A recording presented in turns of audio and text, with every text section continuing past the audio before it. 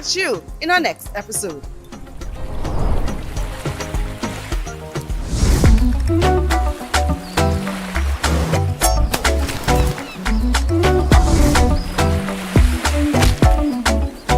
One. 6. Beautiful island.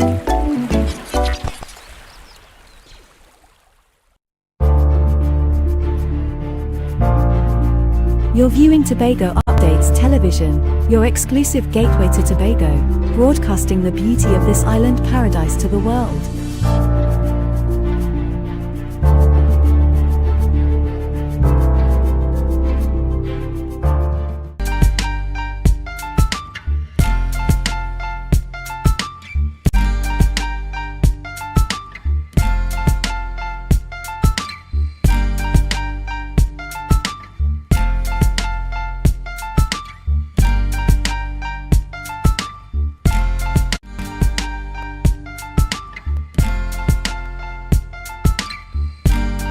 Put a smile on your face when you're moving from place to place. Good morning, good morning, morning, good morning, morning.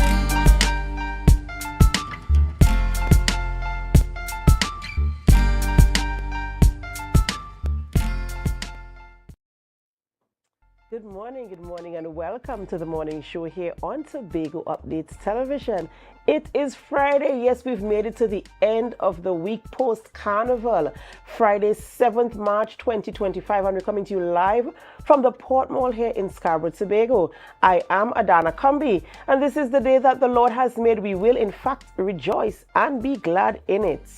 Good morning, and my name is Akinlabi Holder, and like Adan has said, we've come to the end of the week. I know some of you are looking forward to having that well-deserved rest, but we have one more day of activities to go, one more day of work, so let's get up, have that energy, and give it our best. That's right. You know, on Fridays, we keep things a little bit light here in studio for you. We're always so happy to be coming to you and bringing you information as it relates to things happening in and around Tobago. I don't know what Akinlabi has planned for the weekend, but I hope that I can really and truly, cash in on that rest. As you mentioned, Akinlabi, I really hope that I could cash in on a couple hours of just quiet, peaceful rest and some sleep too, because sometimes we rest without sleeping. I really want some sleep, so I'm hoping I can get that this weekend. For me, I want some rest too, but I need to get some things done around the house that I really want to get done. So that you left abandoned to jump up in the carnival. Ma'am, I was working. I was not jumping. I was working. Right. All right, ladies and gentlemen, before we get into all our conversations this morning, we head on over to the news in 90 seconds. Thank you, Adana. Here is your news in 90 seconds for Friday, March 7th, 2025. Police Commissioner Earlier Christopher must wait until at least April 15th to learn the fate of her lawsuit against Police Service Commission over her suspension pending a probe into the procurement and importation of 2 sniper rifles for the Strategic Service Agency. High Court Judge Christopher Sudin reserved the date for judgment for further submissions. Hereward Christopher's lawyer Pamela Elder SC challenged an affidavit from a Police Service Commission official arguing he lacked authority. The lawsuit contests the legality of her suspension following her arrest in January over firearms probe. Justice Suchand denied the injunction but allowed her to proceed with the case. TNT's Foreign and CARICOM Affairs Minister Dr. Amy Brown and CARICOM COFA members will meet with U.S. Envoy Mauricio Claver-Corin on Sunday to discuss the expanded U.S.-Cuba visa restrictions. Announced by Secretary of State Mark Rubio, the policy targets Cuban officials linked to the country's medical missions. Caribbean leaders fear this could harm regional healthcare. St. Vincent's PM Ralph Gonzalez warned that the sanctions could severely impact medical services and increase mortality. The meeting precedes the OAS General Assembly in Washington, where a new Secretary General will be elected. And finally, THA Minority Leader Kelvon Morris plans to file a police report against Secretary Ian Pollard over an alleged threat made during a plenary sitting. Morris claims Pollard said he would send him home, which he views as serious since he is a key witness in an Integrity Commission probe into Pollard's division. Morris also recalled a previous alleged threat from Pollard. He fears intimidation and seeks police protection. He has called for investigations by the acting police commissioner and the Integrity Commission. Attempts to contact Pollard were unsuccessful. And that was your news in 90 seconds. Thank you, Bianna, for our news here in 90 seconds this morning. And of course, interesting things coming out in news stories. You know, every time we hear about something happening in our local spaces, you kind of want to do a deep dive to get information and to make sure that you're in the know. And especially, with social media, you hear all different types of opinions and everybody having their say as to things that relate. And now, your last news story, of course, we want to get in on that to see what is happening there. So, what is happening in the atmosphere? What are the talks? What is being said about what is happening there in that last news story? Well, I haven't heard anything much about it, but I wait to see what will happen. Yes, I was just wondering the same thing, but we just have to let the situation play out. If it's going to go into the hands of the police and the Integrity Commission, let just the investigations play out, and we'll see the facts will come to light. All right. Well, on Fridays, we kind of keep it light here in studio. And of course, we have to talk about our weekend plans. Akinla, we already talking about puttering around the house and getting some stuff done.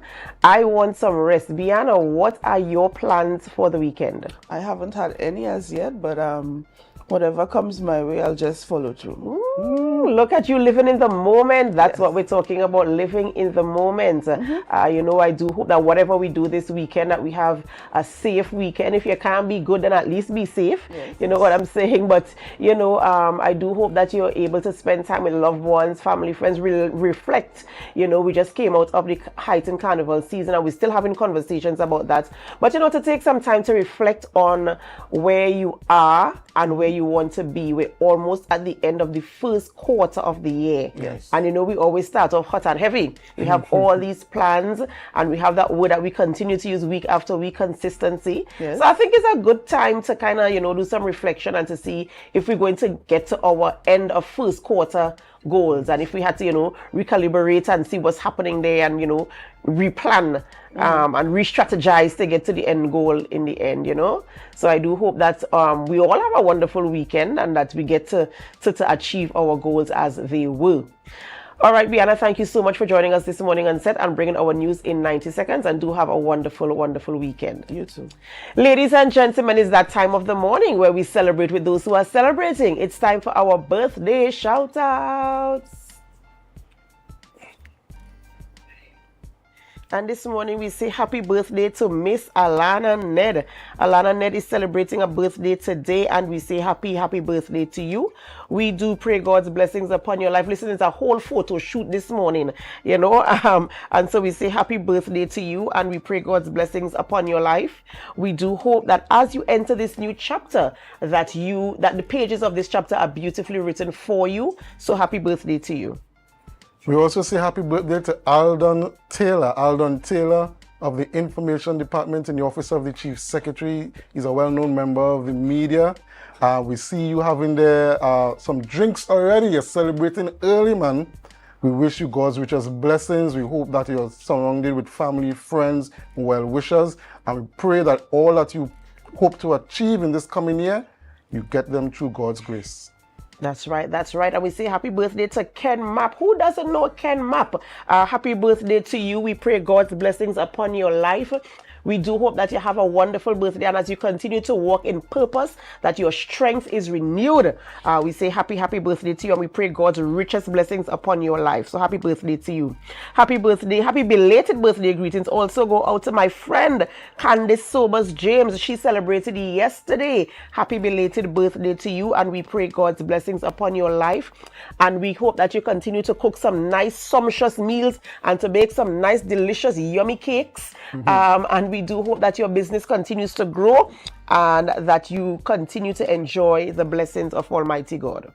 We say happy birthday to Miss Rosalind Reed. Happy birthday, Miss Reed, and we know that your success at the Dimash Grass show on Sunday was a sort of an early birthday present for you, and we wish you God's richest blessings. We congratulate you on your successes this year, and we pray that you continue to grow in your art and your craft, and that God blesses you richly in the years to come. That's right, and that you continue to represent Trinidad and Tobago wherever you are. Belated birthday greetings also go out to Khadijah Ali Samuel Harris. She also celebrated her birthday, and we say happy belated birthday to you wherever you are, whatever you are doing. We do hope that you have a wonderful, awesome, and beautiful birthday as well. So happy birthday to you also, my dear. And if you are celebrating a birthday, you're celebrating an anniversary, a promotion, a retirement, a baby dedication, a new job, a new car, a new house, whatever you are celebrating, of course, we here at Tobago Updates Television, we join in the celebration with you, and we remind you to put God first, because He is the sole reason why there's even anything to celebrate this morning. And you might be wondering, who are we having conversations with this morning in studio? And my friend Akin Labi is going to tell you just who. Okay, Adana, this morning we're going to have Diane McCrimmon, chairman of the Tobago Carnival Band Leaders Association, and she's coming on to talk about the low participation in National Carnival in Tobago. We're also going to have former chairman of the Tobago Festivals Commission, Dr. Denise Soyafat Angus, coming to give us a National Carnival in Tobago sort of post-mortem review. And in our sports segment, we are going to be discussing the third school golf intercal tournament. That's right, that's right. So ladies and gentlemen, of course, you have to stay tuned to hear the conversations this morning. Remember, you can leave your comments on our Facebook live stream or on our YouTube channel. And for those of you who are viewing on AMPLIA 102 or Flow 121 or 130, of course, we welcome you this morning. Whether you are viewing right here in Tobago, in Trinidad, the Caribbean region, the United States of America, Canada, England, all of the United Kingdom and Europe, Asia, Africa, Australia, wherever you are today, we say thank you so much for choosing us and making us your number one choice for morning show here on the island of Tobago. We do have to go for a short break before we begin conversations in studio, and as we go, we invite you to help us. Share the live, share the live, share the live.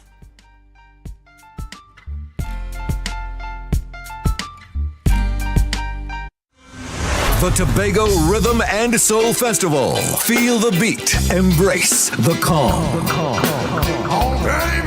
On Easter weekend 2025, Tobago is the place to be from April 17th to 20th. The Rhythm, the Soul of Tobago. On Thursday, April 17th, get ready for a worship experience at the Shore Park Complex with Melodies from Heaven. Melodies from Heaven. Then on Saturday, 19th April, immerse yourself in the sun, sea, and sand at the Buku Seafood and Jazz Festival, featuring legends of R&B. On Sunday, 20th April, we bring the curtains down at Parade Grounds, Dwight York Stadium for Fusion. Get your tickets on islandetickets.com now or visit TobagoFestivalsCommission.com for more info. Tobago Rhythm and Soul Festival 2025. Feel the beat. Embrace the calm.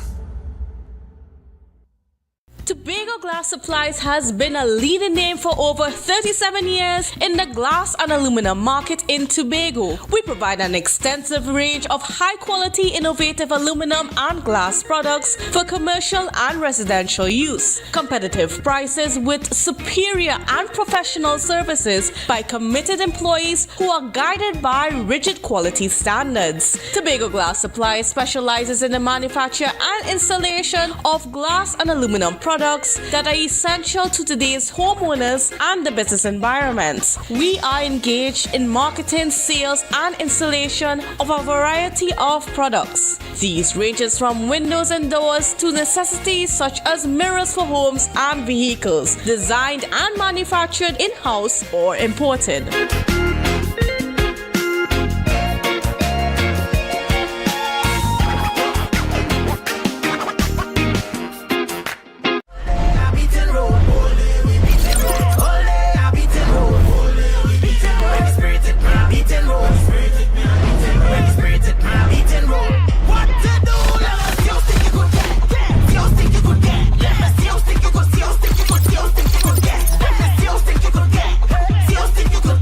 Let's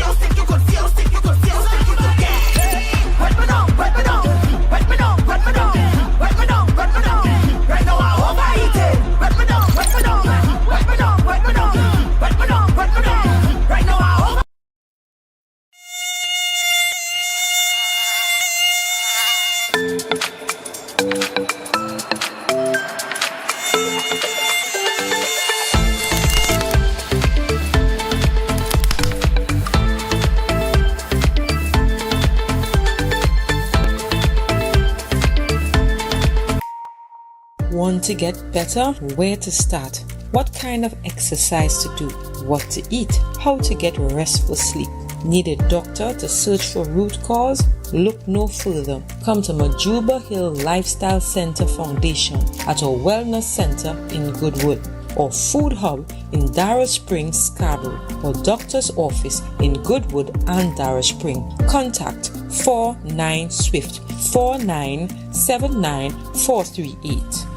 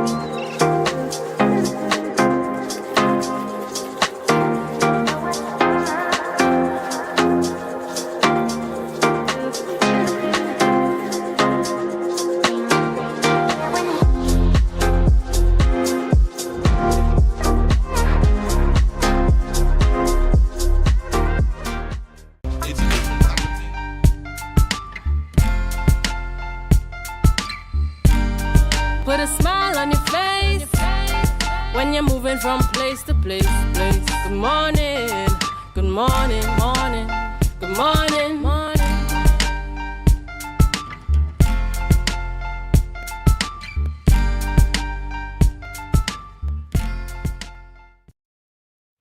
Welcome back to the morning show here on Tobago Updates Television.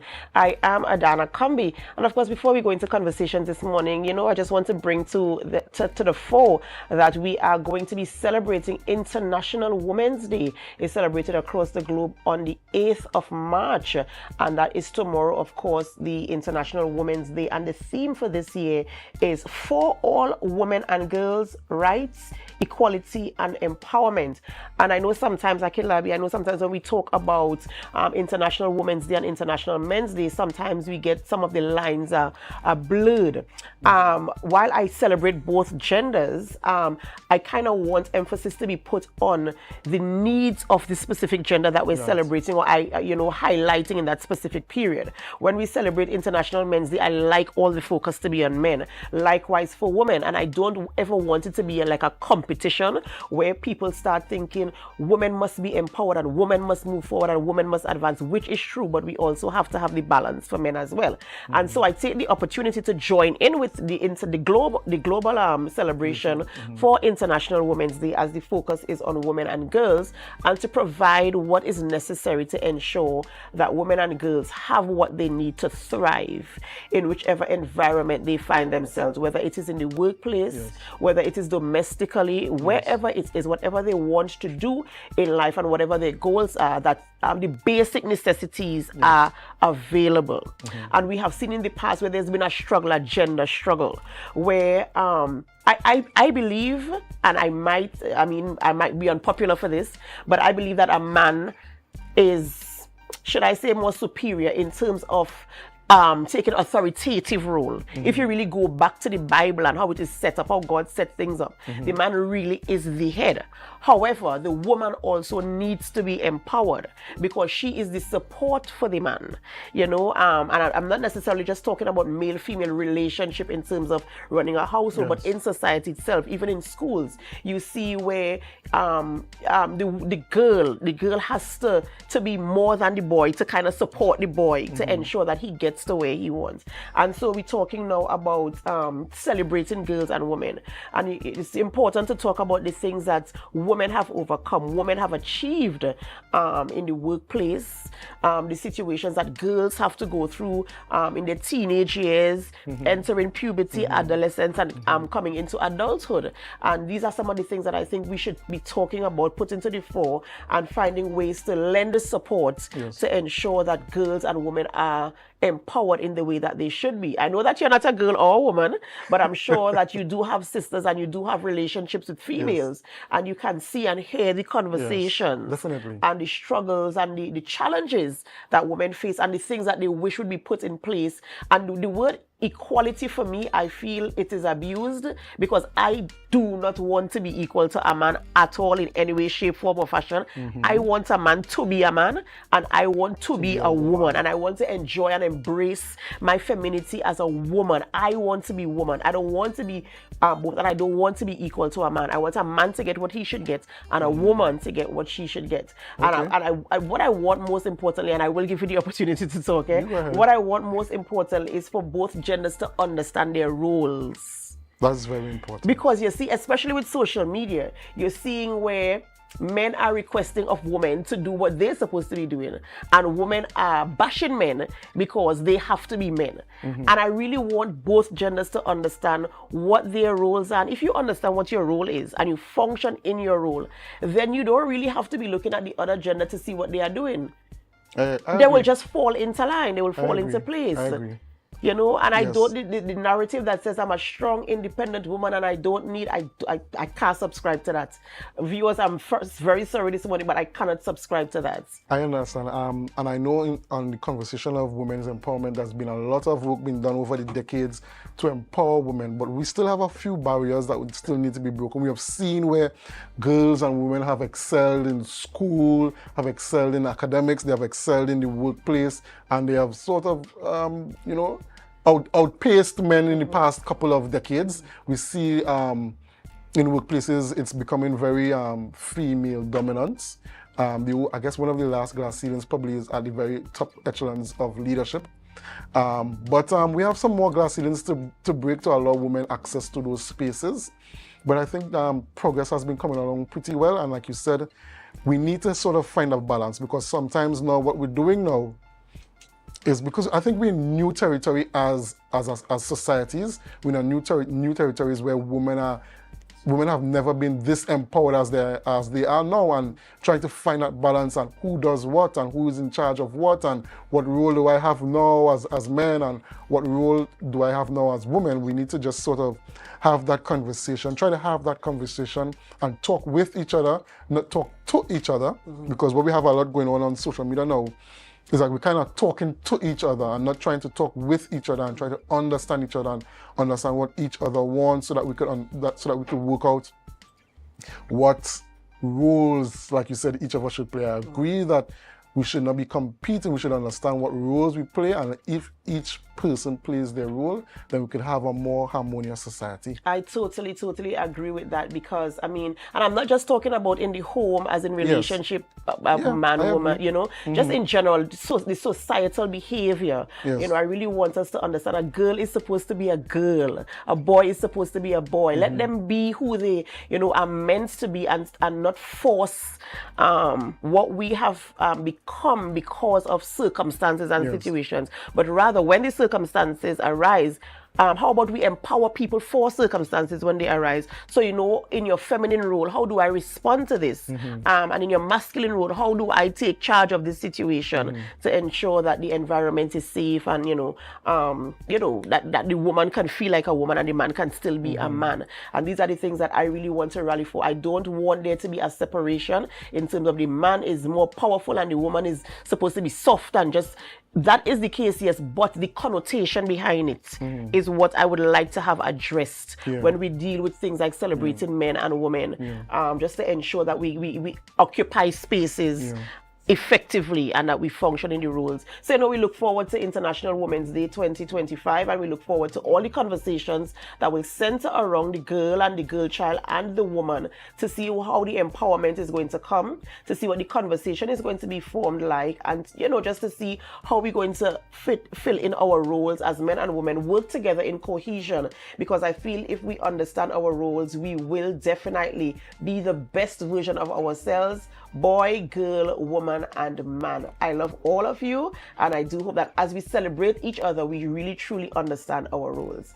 All right, ladies and gentlemen, up next and in studio and ready to have the conversation this morning is Dr. Denise Sawyer-Fat-Anger. She is here this morning to speak about the National Carnival, the Tobago participation in the National Carnival 2025. So do stay tuned as that conversation is coming up next. But in the meantime, we invite you to help us. Share the live, share the live, share the live. We'll be right back.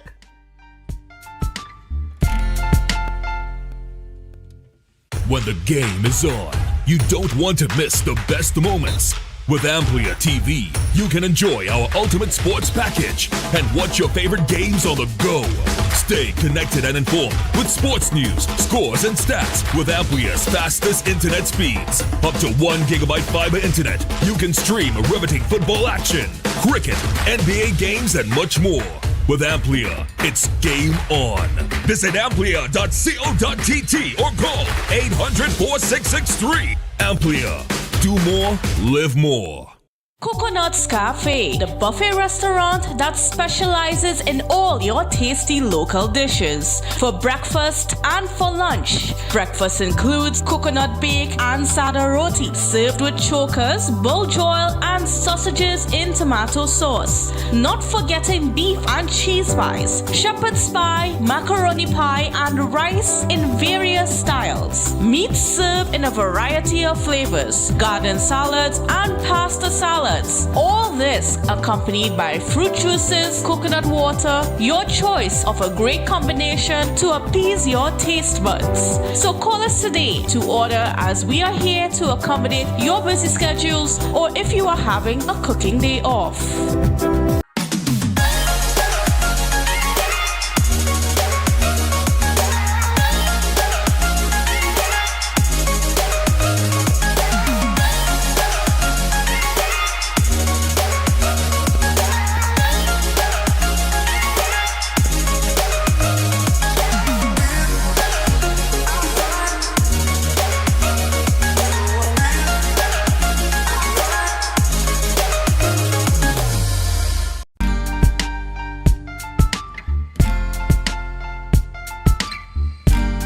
Put a smile on your face when you're moving from place to place. Good morning, good morning, morning, good morning, morning.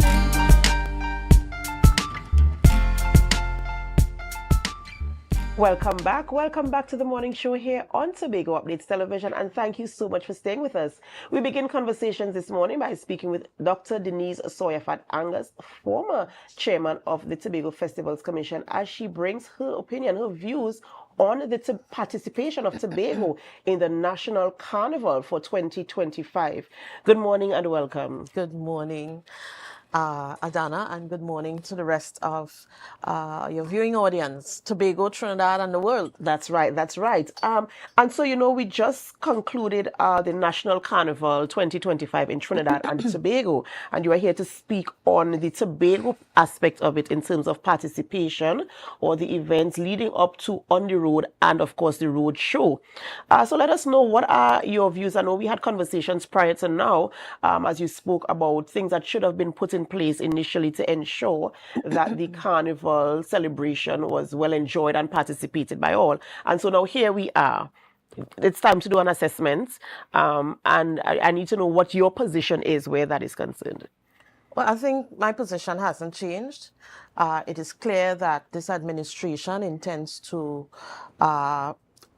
kill off the National Carnival in this space, and events leading up to and even on the actual 2 days definitely show that.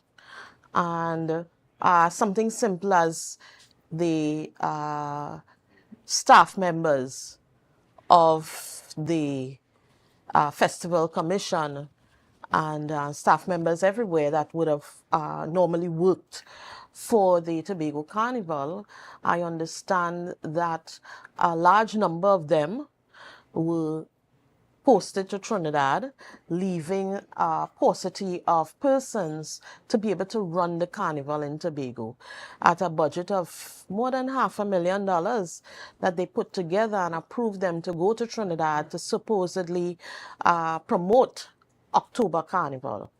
And yet, whilst that is being done, you still have not seen the local personnel, your tent people, the Calypsonians performing in tents would tell you that they got no support. They have not even gotten a promise so far of how much monies they may, be getting for the carnival season. But, you have to commend them. They went ahead and performed at various activities throughout the communities, making sure that people were entertained and felt the carnival spirit. I don't know, without them, the spirit may not have been felt in those communities. We saw where, excuse me, a number of our artists made it to the finals in Trinidad, and let me commend all of them. For those who made it to semi-finals and then finals, of course, we had the Calypsonians, we had the brass bands, we had the soca. We did a good showing this time around, but again, many of them would tell you they got no help from the administration. And of course, you have your band leaders who came out, who did not see their stipend initially, but they haven't had it yet, but at least they came out. The logistics on those days, the pan, having a pan bomb competition with the masqueraders at the same time created some confusion there. And they need to look at that. They need to look at the sequencing. You have tourists waiting to see the masquerades coming out. What could have been put in that place? Could you have brought in the Calypsonians to engage the tourists at that time while you're waiting for the masqueraders to come out? The sequencing just was not right. It looks like it was haphazard. It was like, okay, well, we're supposed to do this. Let me just have something happen. There's so much more that can be done and can be gained from having the dual carnivals in Tobago. We had an in-depth conversation in our online platform with Dr. Keith Nurse, and he agreed. This is a huge opportunity for us as an economic driver, but if we're not seeing it, and we're not getting the experts in, we're not collecting the appropriate data to drive our decision-making processes, then you're just having haphazard things happen.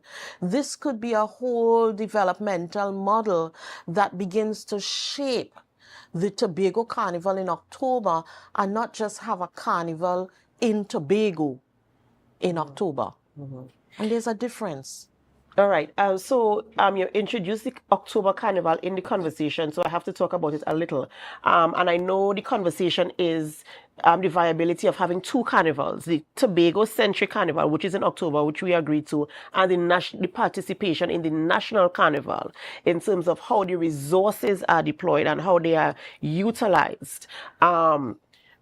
If my memory serves me well, I know that there has been a situation where the participation for the National Carnival, it has been declining for a number of years. I don't think this is the first year that the participation has declined. It was declining for a number of years, and I believe that that's the conversation that brought the actual Tobago Carnival in October to the fore, because we see where a lot of people, they head down to Trinidad, as we are aware, to participate in what is happening over there. And so the conversation was, how do we have something in Tobago that does not necessarily have to compete with what is happening in Trinidad at the same time? And we have seen the successes of the Tobago Carnival in October.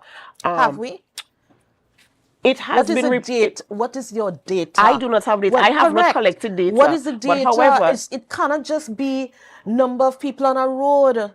So have you been able to identify what the objectives of each carnival event or each event should be? Because do you have the data? Are you able to see? No, I'm not an economist. Here's what we have happening. Nor am I. We having first-year students, first-form students attempting to perform specialized surgery and not recognizing that it's time to bring in the experts.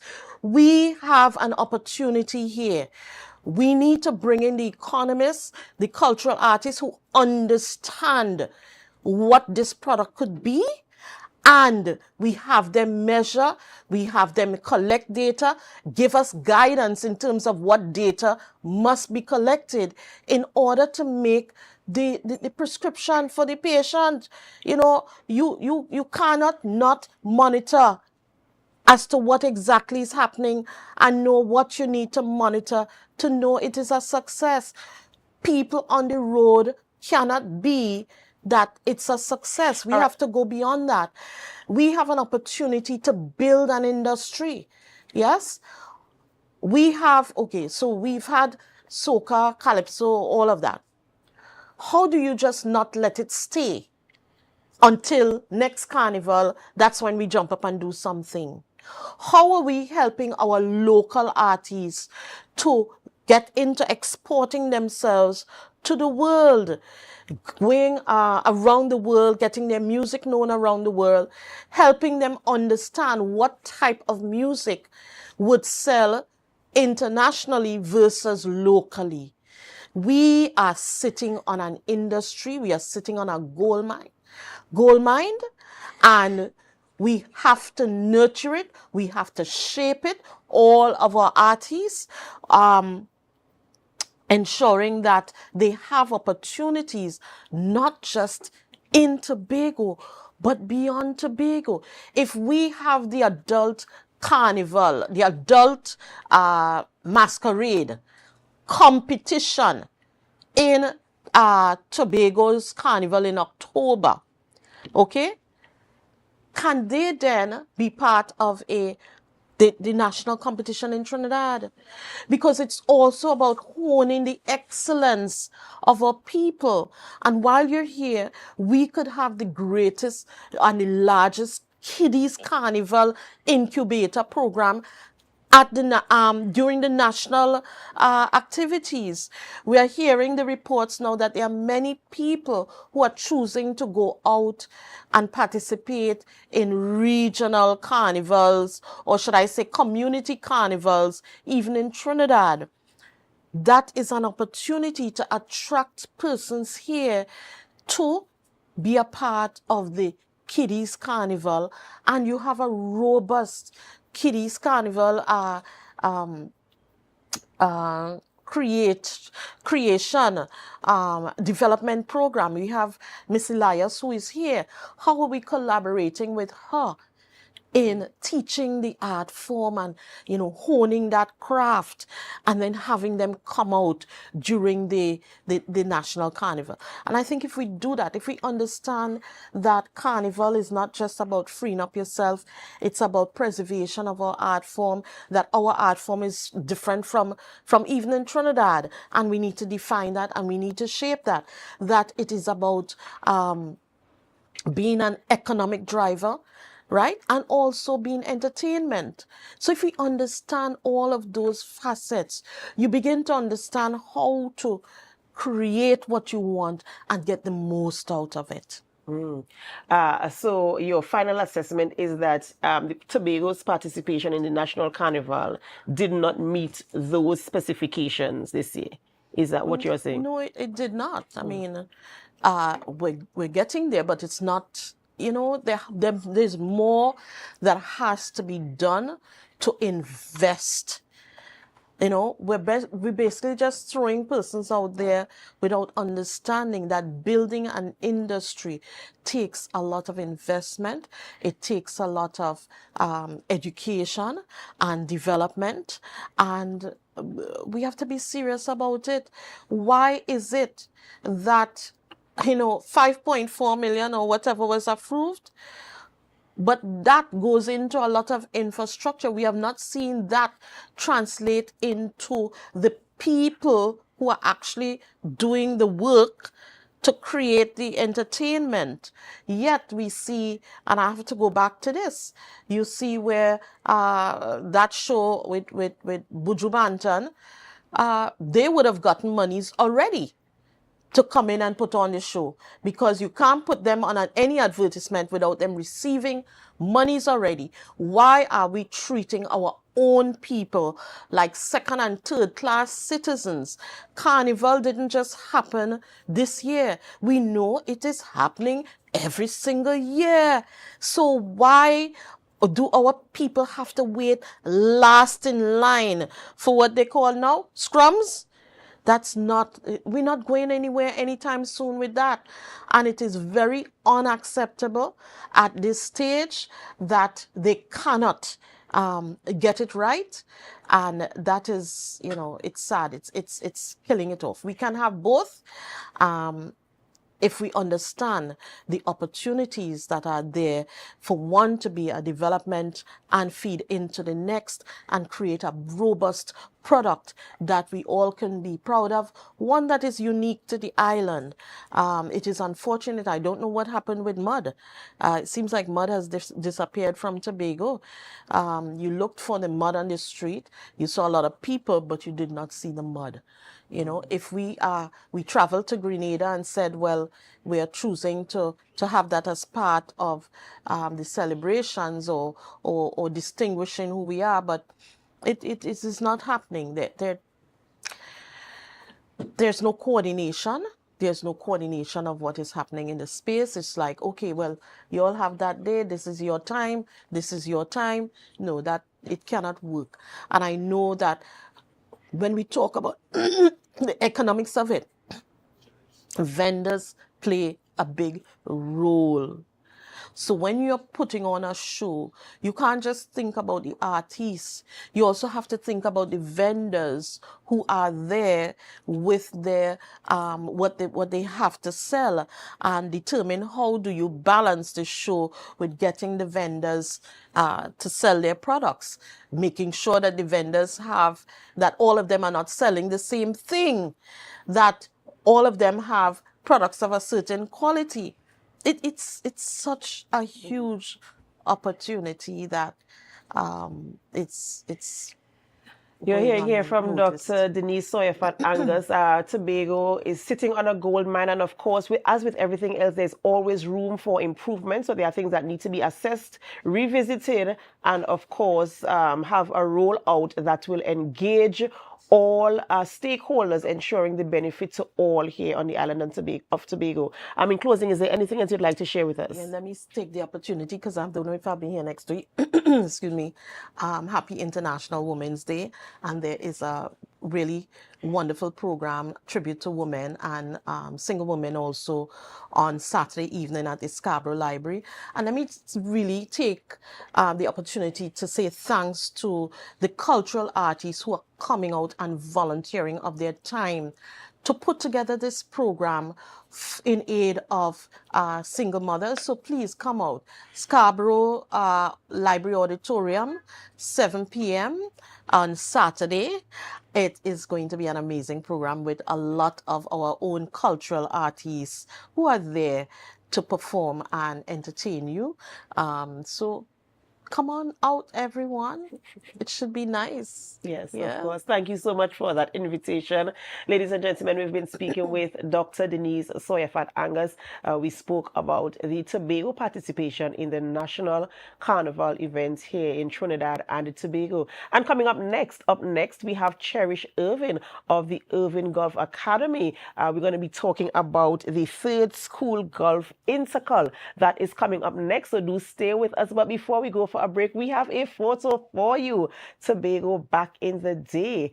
Oh, the photo of the day, sorry, the photo of the day. Can you guess where this photo was taken? Somebody needs to tell me. You can also comment on our Facebook and YouTube live streams. Where was that photo taken? The photo of the day. When we come back, of course, we're going to let you know where that photo was taken. And we do hope that you could stay with us throughout the rest of the programming. Before we continue our conversations here in studio, we're going to go for a short break. And as we go, we invite you to help us. Share the live, share the live, share the live. We'll be right back.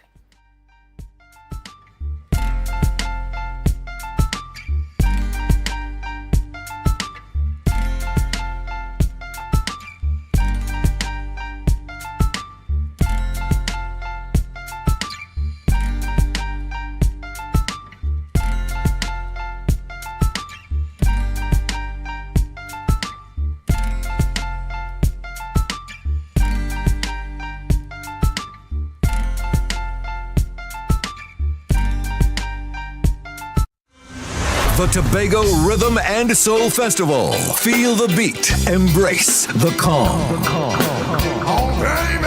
On Easter weekend 2025, Tobago is the place to be. From April 17th to 20th, the rhythm, the soul of Tobago. On Thursday, April 17th, get ready for a worship experience at the Shore Park Complex with Melodies from Heaven. Melodies from Heaven. Then on Saturday, 19th April, immerse yourself in the sun, sea, and sand at the Buku Seafood and Jazz Festival, featuring legends of R&B. On Sunday, 20th April, we bring the curtains down at Parade Grounds, Dwight York Stadium for Fusion. Get your tickets on islandetickets.com now or visit TobagoFestivalsCommission.com for more info. Tobago Rhythm and Soul Festival 2025. Feel the beat. Embrace the calm. Tobago Glass Supplies has been a leading name for over 37 years in the glass and aluminum market in Tobago. We provide an extensive range of high-quality, innovative aluminum and glass products for commercial and residential use. Competitive prices with superior and professional services by committed employees who are guided by rigid quality standards. Tobago Glass Supplies specializes in the manufacture and installation of glass and aluminum products that are essential to today's homeowners and the business environment. We are engaged in marketing, sales, and installation of a variety of products. These ranges from windows and doors to necessities such as mirrors for homes and vehicles, designed and manufactured in-house or imported.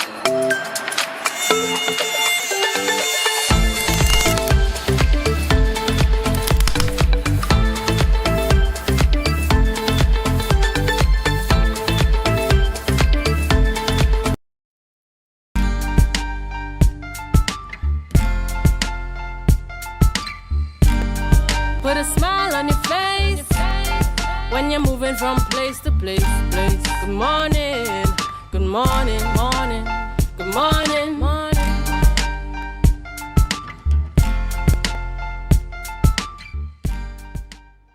Welcome back, viewers. Welcome back to the Tobago Updates morning show, and we are in the sports segment.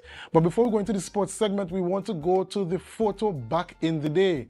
Yes, that's it right there, the photo back in the day. You can send your answers into where you think this is to our social media pages on Facebook or on the live on YouTube. That is our photo back in the day, and we'll reveal the answer to you after the interview at the end of the program. And we are here today to discuss the third school golf intercol tournament, and we have in studio, Miss Sharicia Irvin of the Irvin's Golf Academy. Good morning, Miss Irvin. Good morning, sir. So just tell us, Miss Irvin, about this third school golf intercol tournament. All right, so this is the third annual school golf intercol, which is going to be held at the Shore Park grounds. It's in fact for pre-primary and some secondary schools, where they're going to compete, showing their skills in chipping, putting, drive, and the fun end of the golf really. Okay, so because as you said, Shore Park, I was not going to ask what would the format of the tournament be, because I know Shore Park doesn't have any golf course. But just tell us about Irvin's Golf Academy, how long it has been in existence for, and just give us a background on the tournament from the first day come up. All right, so Irvin's Golf Academy has been in existence since 2015. I returned to the country, and it was under the former name of KNG, Kids Need Golf, now Irvin's Golf Academy. Our academy has run many camps, such as the government camps also. We also do different programs, such as the girls' golf, and we also are in the schools, and we also have club sessions, and also private sessions at the golf course at Magdalena. We should also be at Mount Irving Golf Course before. All right, so and we are in the schools, the pre-primary, and this program is going good. We engage the kids in learning the game of golf, all right? And also we have the theory program also too. We do theory plus practical in the schools, and which your children gonna have fun while learning the game of golf. Okay, and this tournament, how many schools will be participating in the tournament in this third year? All right, so 11 schools will be participating in this tournament, and this is our third annual intercol. The first intercol has been increased from the first to the second, and this is our third. A lot of schools came out, support, and the children had fun at the end of the day. The schools were pleased, and they always look forward for the yearly annual school golf intercol. Okay, so just tell us a little bit about Sharicia Irvin, the woman herself. How long have you been involved in golf, and what got you into wanting to set up your academy? I have been in golf since the age of 6, over 15 years plus. And I grew the love for the game of golf when I was introduced to it as a tender age. I was in all sports as a young person, but I fell in love with golf. And being the sport that is labeled as a manly sport, or, not able to correct. And I went on to pursue my studies in golf complex and management. I also used to play as an amateur golf in Tobago, also went and represent in Trinidad, Barbados, and win a few tournaments, also studied in Orlando, Florida. Okay. And doing my study in Orlando, Florida really broadened my my mindset in the game of golf. Reason being that the sports that not really much popular in the Caribbean, but and not much persons go to study. They usually play it, and that's it, right? So I went further into studying and acquiring my degree in golf complex and management. Also being a part of the LPGA program. Also being a US Kids certified coach, and came back to impart my knowledge in Trinidad and Tobago and grow the game. All right, so take away that stigma is a rich man sports and stuff, but it's a game that you want to enjoy. It's an injury-free game. It's a relaxing game. Once you learn the game, you'll be addictive to it, and it teaches you a lot of patience, and you grow an endless love for the game. Okay, so I know you said that the tournament is pre and primary mostly. Yes. Just tell us why is it that the academy chose to really target those tender ages for students? Right. So at this age, that I always call them the sponge. Right. So once you teach them the skill or the technique in the game, they're gonna remember it for a lifetime. Right, so they can stay away from golf for look how long, but the swing is embedded in them, right? And that's the age where they're more focus, right? And to be active in the sport of golf, especially, you know, to get into the skills, more a mental game, to have them thinking critically, where will I chip this ball, you know? So that tender age, I chose because of the skill development and to the upgrading for the students in learning the game. And what has the reception been like when you know started your golf academy? Or what is the reception like from parents? Because you said it's not one of the more popular known sports in Tobago, and persons have this perception that it's a rich man's sport, it's expensive, you really can't get into it. Is you know, in between, some parents will coming out, they want to try the game and stuff like that. And at the end of the day is if the children are comfortable and they like the sports, and we try to encourage them, do some free programs and stuff like that, and engage the children plus parents, so they'll have a greater understanding of the game when the children are speaking to them. Oh, mommy, I did chip in today, or I did putt in today, and this is how we, you know, the layout of the golf course. So they have a better understanding and feel comfortable to have their children enroll in the program and stuff like that. So that was my strategy for getting the children on. And have you seen like an increased interest in the sport since the academy has been in operation, or is it that you're still in the early stages of convincing persons that golf is a sport that they could get into? I would say it's a bit of both. It has been an increase since after COVID because it was a no contact sports, all right. But before, I will say there have been a gradual increase, but after COVID, there's been a big increase in the game of golf, especially for women also. Okay, so you have seen in terms of boys and girls, the numbers are even, or there are still more boys and girls involved? Or? There's still much boys, but we're trying to encourage the women and girls to come out and play the game. All right. And as we're speaking about the fact that golf does not have to be cost prohibitive, just give us an idea about like how much it will cost to, maybe on a monthly basis. I don't know how they charge for golf classes. Just tell us an idea of how much it may cost a parent to really get the child involved in golf and that kind of thing. Right. So the monthly payment for sessions for the month usually be $325. That include 2 sessions on the golf course, and all equipments and everything are included. Right. So that's the cost for it for a child. And I know you said that right now you're focusing mostly on pre and primary. But in terms of classes for more developed persons, teenagers or adults that might be interested in getting into golf, because I myself, I always tell myself I want to, you know, try my hand and swing, you know, but I never really got that push. But for somebody that might be interested in really getting involved in golf, do you have classes available to the more mature ones? Yes, we do have classes. I also have the evening program, evening golf program, where the more advanced children who want to play the golf serious, the sessions usually be on evening time. Also, we have scheduled sessions. Also, for the adults, you can call, WhatsApp message 766-3946 and book your golf session and book your fun group golf session and stuff like that. Yes. Okay. Well, I know that right now you've stated that the tournament would involve some of the more fundamental aspects of golfing. Yes. But are there aspirations to really open it out to a 9-hole or 18-hole golf tournament, maybe at Magdalena or Mount Irving in the future? Tell us about some of the aspirations of Irving's Golf Academy going forward. Right, so this year is a busy year. Following after this school golf intercall here in Monday the 10th, I have my first Irving's Cup, which gonna be held at the Millennium Golf Course in Trinidad.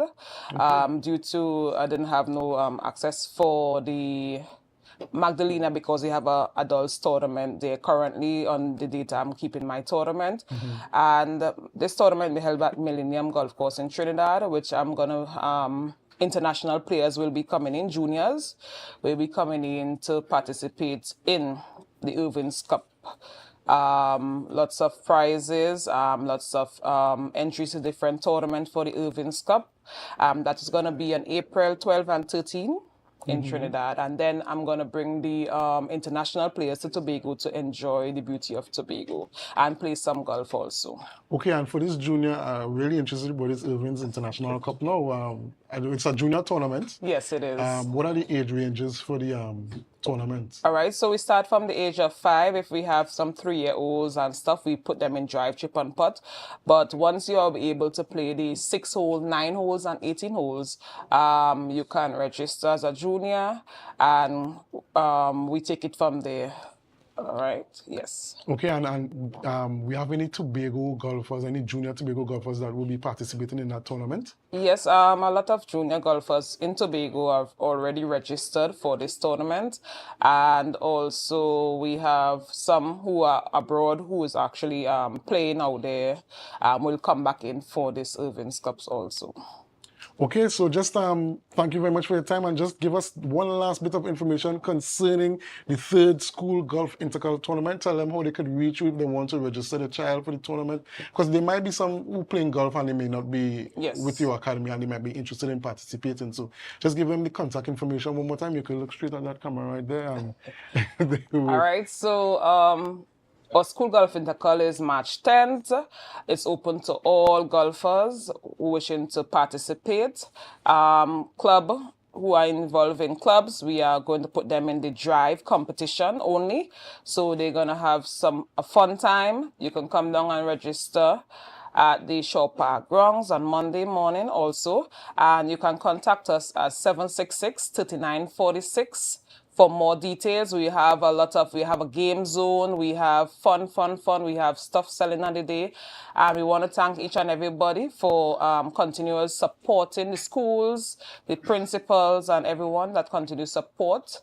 And also we'd like to thank the sponsors and upcoming sponsors for Irving's Golf Academy, School Golf Intercol.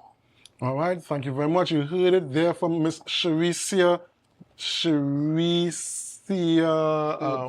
Irvin, sorry. We heard it from Ms. Charisia Irvin of the Irving's Golf Academy, talking about the 3rd School Golf Intercol Tournament coming up. So that's it for us today, ladies and gentlemen, from the Tobago Updates Morning Show. But before we go to the photo of the day. The photo of the day, and that photo was sent in by Miss Sana Boucher, and she took it from her porch in Charlottesville. That's very picturesque, very, very picturesque. We all know that Charlottesville is such a lovely village, and we all like to travel there, go to Pirates Bay and Lovers Bay and take our dip in the water. We also have a photo back in the day. And the photo back in the day is of the old Crown Point Airport. It's quite an old photo because it's even older than the one that we have now. You have the old Crown Point Airport. And if you have any photos, you can email any photos to us at the Tobago Updates News at gmail.com or send it to our WhatsApp numbers. So that is it for us for today. But before we go, we have the GMT coming up with Natalie Seeley Richardson. So don't leave just yet. Share the live, share the live, share the live. Thank you for viewing with us today. We hope you have a blessed weekend and see you on Monday.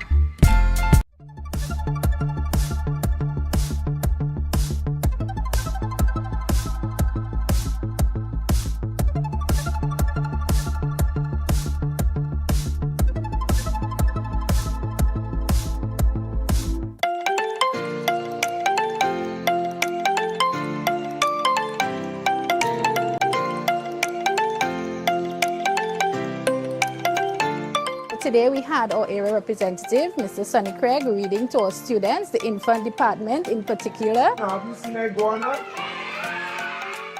And we were elated to have him. The children were really excited to have someone from outside coming inside to read to them. So they paid attention, they listened attentively, and the rest is just history for them. We are at the St. Patrick Anglican School, nestled on the hilltop right at the St. Patrick Anglican Church in Mount Pleasant. And I was invited here to read for the children and to see if I could spark that interest in them. We read today about a young man named Max and his grandmother and the experiences they had in the greenhouse in the garden. And I plan to come back to do another part to the reading where Max and his grandmother goes to join the youth club and to interact with other young people. Positive stuff, simple stuff. I learned something today I never knew before, that a squirrel's front teeth never stops growing. That's why they're always gnawing on something, always chewing on something. How did I get that? I read it. So the knowledge is power. And from books, there's a lot of knowledge we could acquire.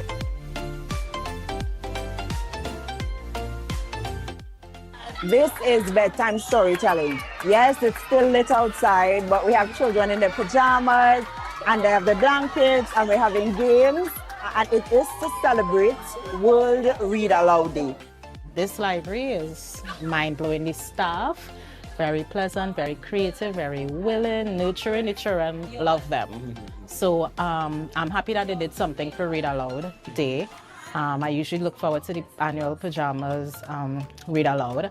And the setting is lovely, and the local author and encouraging Miss Spencer to come and read aloud and talk about why reading is important is great. So I'm glad that they embraced it and they actually facilitated it. My name is Felicia Spencer, and I am a teacher of 25 years. I'm the author of Finding My Baby Doll. The book was all about a young lady who is entering Standard 1, and she was very nervous about doing that, finding new friends, and how she got to overcome those difficulties in that Standard 1 first day. My book is available online on Amazon, and you can pre-order from me. The number is 737-3284. Tobago Library Services is all about bringing learning and fun and interaction and events to our local public. So we invite you to come to the library. We are open Monday to Friday, 8:30 to 6 p.m. and on Saturdays, 8:30 to 2 p.m. So we can't wait to see you at our libraries. That was a production of the Department of Information, Office of the Chief Secretary, Tobago House of Assembly.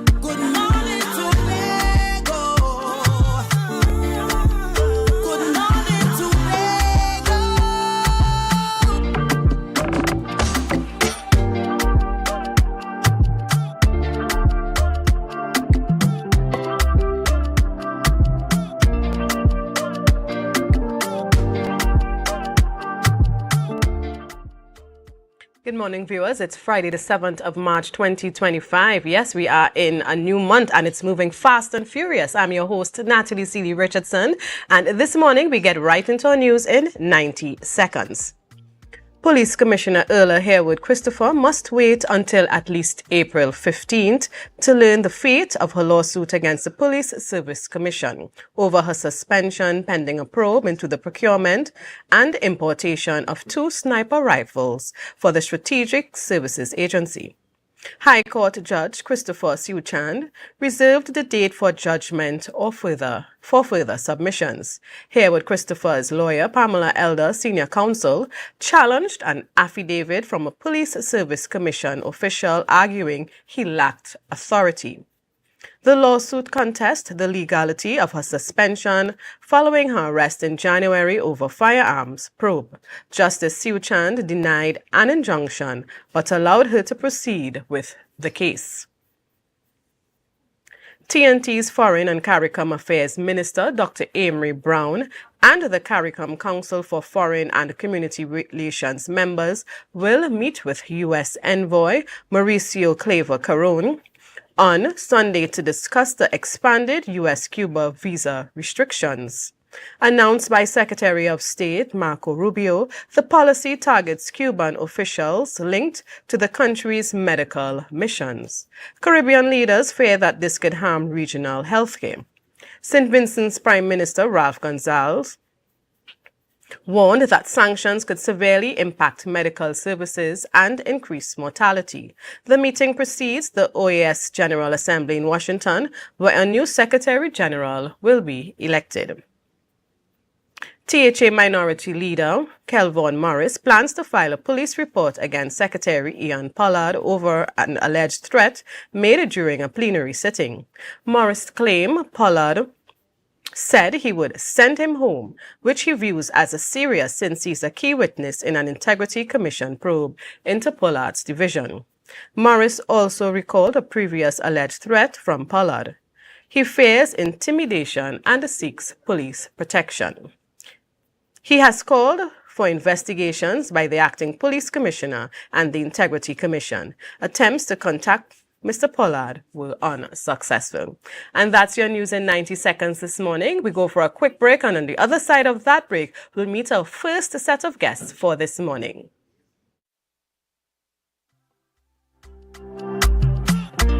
Let's go. It's a brand new morning. MI4 Security Services Company is the most advanced security service in Tobago. Ask about our cash and transit service. It's safe, risk-free, reliable, and timely. We provide safe banking delivery for all business types and sizes with highly trained staff, 24/7 monitoring, coordinated emergency response, and a well-maintained fleet of armored vehicles. Contact us at 660-7723 or visit our website at www.mi4securitytt.com to sign up today.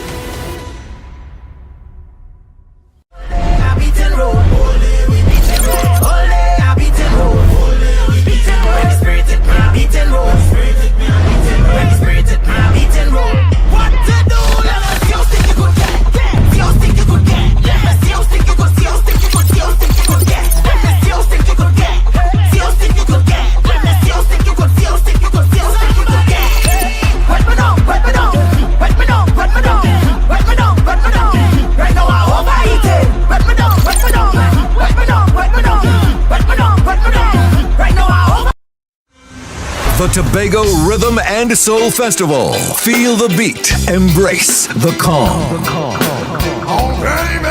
On Easter Weekend 2025, Tobago is the place to be from April 17th to 20th. The Rhythm, the Soul of Tobago. On Thursday, April 17th, get ready for a worship experience at the Shore Park Complex with Melodies from Heaven. Melodies from Heaven.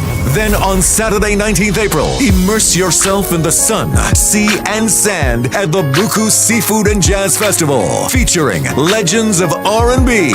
On Sunday, 20th April, we bring the curtains down at Parade Grounds, Dwight York Stadium for Fusion. Get your tickets on islandetickets.com now or visit TobagoFestivalsCommission.com for more info. Tobago Rhythm and Soul Festival 2025. Feel the beat. Embrace the calm. Tobago Glass Supplies has been a leading name for over 37 years in the glass and aluminum market in Tobago. We provide an extensive range of high-quality, innovative aluminum and glass products for commercial and residential use. Competitive prices with superior and professional services by committed employees who are guided by rigid quality standards. Tobago Glass Supplies specializes in the manufacture and installation of glass and aluminum products that are essential to today's homeowners and the business environment. We are engaged in marketing, sales, and installation of a variety of products. These ranges from windows and doors to necessities such as mirrors for homes and vehicles, designed and manufactured in-house or imported.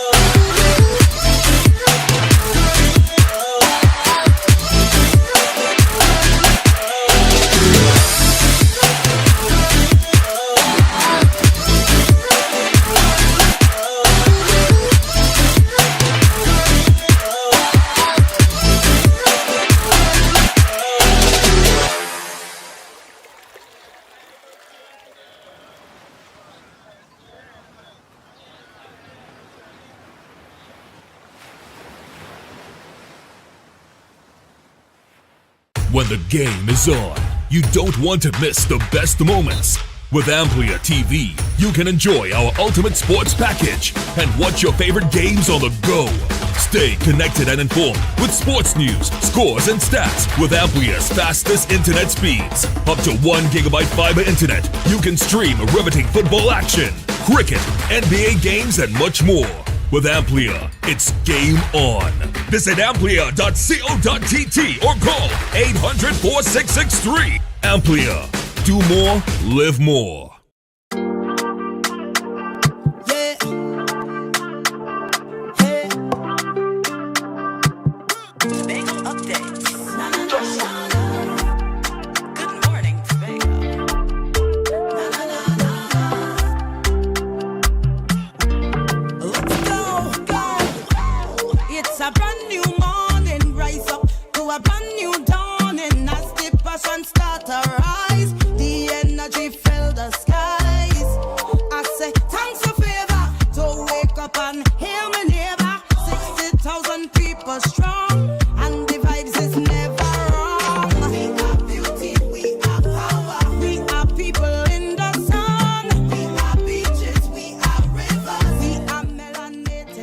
Welcome back, viewers, and thank you for staying with us. You are viewing Good Morning Tobago, GMT, as we fondly call it, and we are so happy that you decided to stick around after the morning show. Sitting with me this morning in studio is Mr.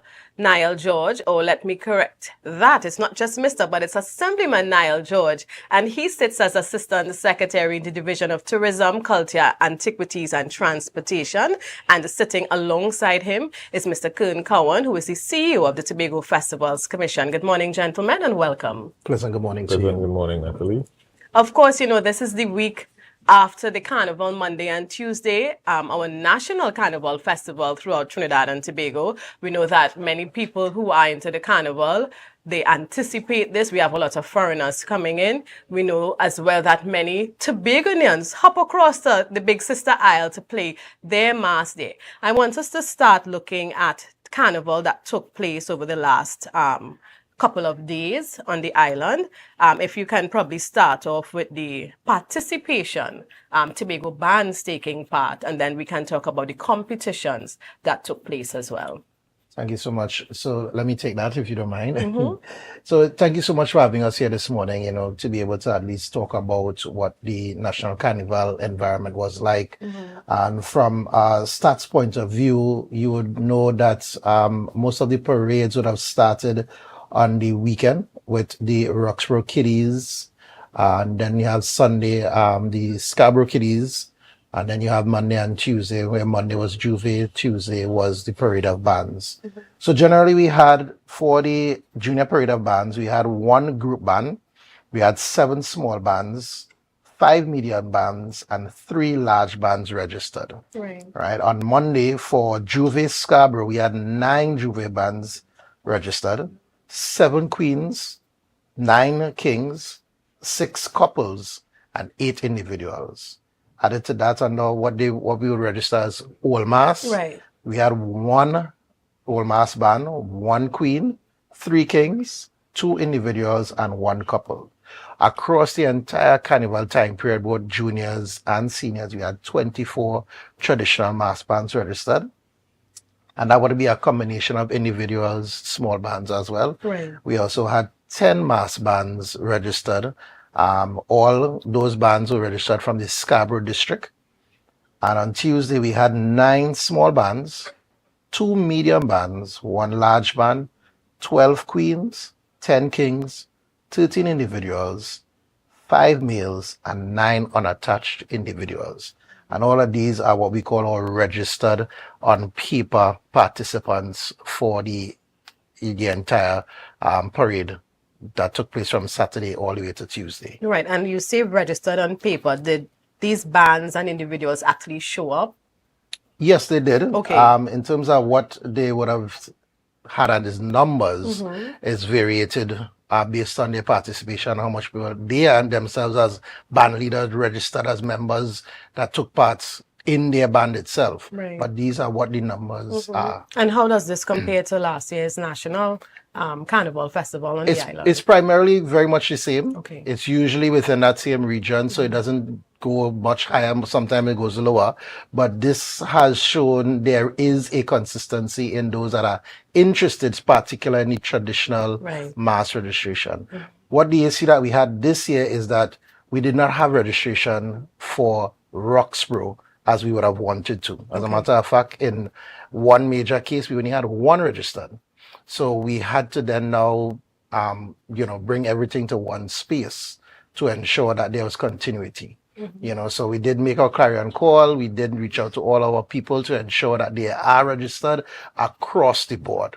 But this is what we had in terms of data at the end of all of this exercise. Sure. And when you look at, I want to still just focus on Roxborough a bit because I noticed that there were some changes. The Kiddies Carnival is usually on a Sunday. I think it was held a Saturday this year. The Windward African Queen Show, that was done earlier in the week. What were the reason for changes? So let me start from the weekend. The Kiddies Carnival last year, 2024, experienced significant logistical challenges when the cruise ship on the Sunday absorbed all of the maxis. Okay. So there was literally absolutely no way to move bands up to Roxborough from the Windward who taking part. So there was a major lack and a fall short. It caused the event to even start late. Participation was low. Some bands didn't even get to make it at all. Right. So we saw that as an issue in our analysis and our discussions with the stakeholders. And it was agreed upon between the planning committee and the stakeholders that for this year, let's switch it around. Let's do Roxborough on Saturday so that we have the participation of all persons across the island, visitors and inclusive on Saturday in Roxborough. And then Sunday, we'll do kiddies in Scarborough. And added to that, we'll have something to present to our tourism or cruise ship tourists coming in, which worked fantastic. As a matter of fact, we had participation from the cruise ship tourists, and it was amazing viewing for them that they were able to take part in something like that. The Roxborough arrangement worked even better than we expected because the logistical arrangement was easy to operate. We had enough music trucks. all of our infrastructure was done in time to do that. Right. Added to that, because now Saturday is now kiddies, poses a challenge to have Afro Queen show on this Saturday. Again, Okay. in conversation with our stakeholders and those that do these Windward arrangements, the agreement was let's move the Windward, let's start the Windward activity with the Queen show, which is on Wednesday. So you literally had activity throughout Roxborough from Wednesday, Thursday, right into the weekend, giving you consistency in how we would associate all of our productions across the board, in the Windward and in the Leeward areas. Yeah. And because I know a lot of people were curious and asking, why these changes were done. Yeah. And Assemblyman, let me bring you in the conversation. I mean, you are sitting in the Division of Tourism, who has responsibility for ensuring that the national festival is executed. And of course, you have the Tobago Festival Commissions to support. When you look at what happened over the last few days, maybe you could talk about some of the strengths, and maybe Mr. Cowan, you can chime in as well, and some of the challenges, because in Trinidad and Tobago, when I say we, the general public, we tend to be very critical depending on what political group we support. And unfortunately, many of us see things only through those eyes. So no matter what one side does, it will never be good enough. But I want to encourage our viewers to be balanced, right? For many years, we know that Tobago Carnival, the National Carnival and the Tobago side of it has always been challenged. It's nothing new. It's not only this year. It's not only in the last 3 years. It has always been. A lot of Tobagonians prefer the pretty mass, as we call it in Trinidad, and those who can afford the thousands of dollars to go and play with the big bands and get that all-inclusive experience, they go there. So what we see Monday and Tuesday here has always been a challenge for some because they compare it to Trinidad. Is it a fair comparison for people to look at the Trinidad Monday, Tuesday Carnival and expect Tobago Monday, Tuesday Carnival to be like that? No. Good morning again. No, it's not a fair comparison. Because you see, Carnival is about cultural retention and it's also a business. Right. And by sheer numbers, Trinidad outranks us. Right. If you would go to a medium band semifinals in Trinidad, just on the drag alone, you would have probably 25,000 people. And that's very difficult to get in any event in Tobago using Tobagonians only. And that's why the October Carnival was born, because it removes pretty much the competition of the Trinidad Carnival and allows us to blossom, allows us to grow. If you look at the numbers in last October Carnival, those are the largest numbers that you would have ever seen for a carnival in the Tobago space. So back to National Carnival. We have to keep a few things in mind.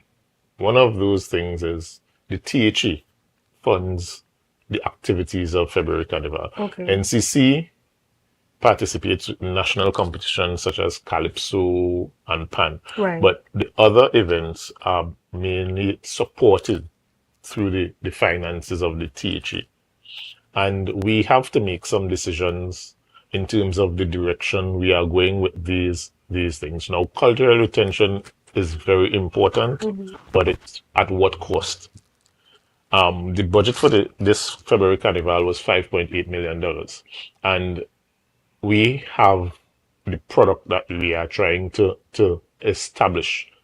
Well, pretty much it's almost establishing itself in October. And we have to find ways to keep our traditions while getting involved in the business of mass making. And that is one of the areas that I'll be very frank about. We have to make some serious decisions about where we're going with that. Mass making is a business. Bottom line. And if you look at the Trinidad space where mass making is concerned, these people make money by selling costumes. And if you look at the number of mass players in our National Carnival product in Tobago, the numbers are very small. If you look at it in October, it's a different situation. So we are encouraging mask makers to collaborate, take advantage of the many capacity building courses that are being done in Culture and Festival Commission, and we are asking them to get together, work together to try to get a piece of the pie in the October Carnival. Some things change is constant and some things have to change, and I'm taking the tone now because we have to be realistic about some of the conversations that we have to have if we are to move forward. But as you said rightfully, the number, and as Mr. Cowan said, the numbers remain the same. Right. And if we aren't seeing any growth, is it something worthwhile investing in? And I'm not talking about the carnival product overall. You know, the traditional mass and the medium band pan and so forth, because it's a national festival. It's declared as a national festival. Right. And the THA cannot stop anything from happening at national carnival time. But we are also asking the private sector and the communities to own some of these things that are happening in the national carnival. I mean, in the past, we would have had evidence of the THA pretty much pushing these activities, and carnival is about the people. Right. And another hard fact that we have to face is that based on what you are seeing, you can see that the public has made up their mind pretty much what they want to do in terms of carnival, in terms of the feel. I mean, you're heading into a national carnival and more persons in Tobago are interested in going to Trinidad to play mass and being part of the party atmosphere. I mean, and I'm saying it as well, I would have seen the minority leader making comments about the Tobago carnival and he was in Trinidad Right. playing mass. Right. So I'm just saying, it's one country. And nothing is wrong with us supporting each other. Mhm. You know, it's touted out there that Trinidad and Tobago has the greatest carnival in the world, the mother of all Right. carnivals. And we know that they're talking about the scene in Trinidad, Right. to be honest. Yes. You know, and we're here just tagging along on the national scene. And I'm saying we have the opportunity to create our own nation October, have our own mass. Well, maybe if Trinidad is the queen, we would be the prince or so forth. Right. But I'm just saying that we have to learn to work together. We have to learn to adjust to the changing times. We have to learn to find ways to be creative and find ways to get along in this business model, in this mass making model, and this cultural retention model, so that Trinidad, both Trinidad and Tobago could be successful. I mean, you would have heard last year business owners talking about 500% profit. I'm sure if you ask business owners about February Carnival, that's not what you're going to get. So it's about getting it right.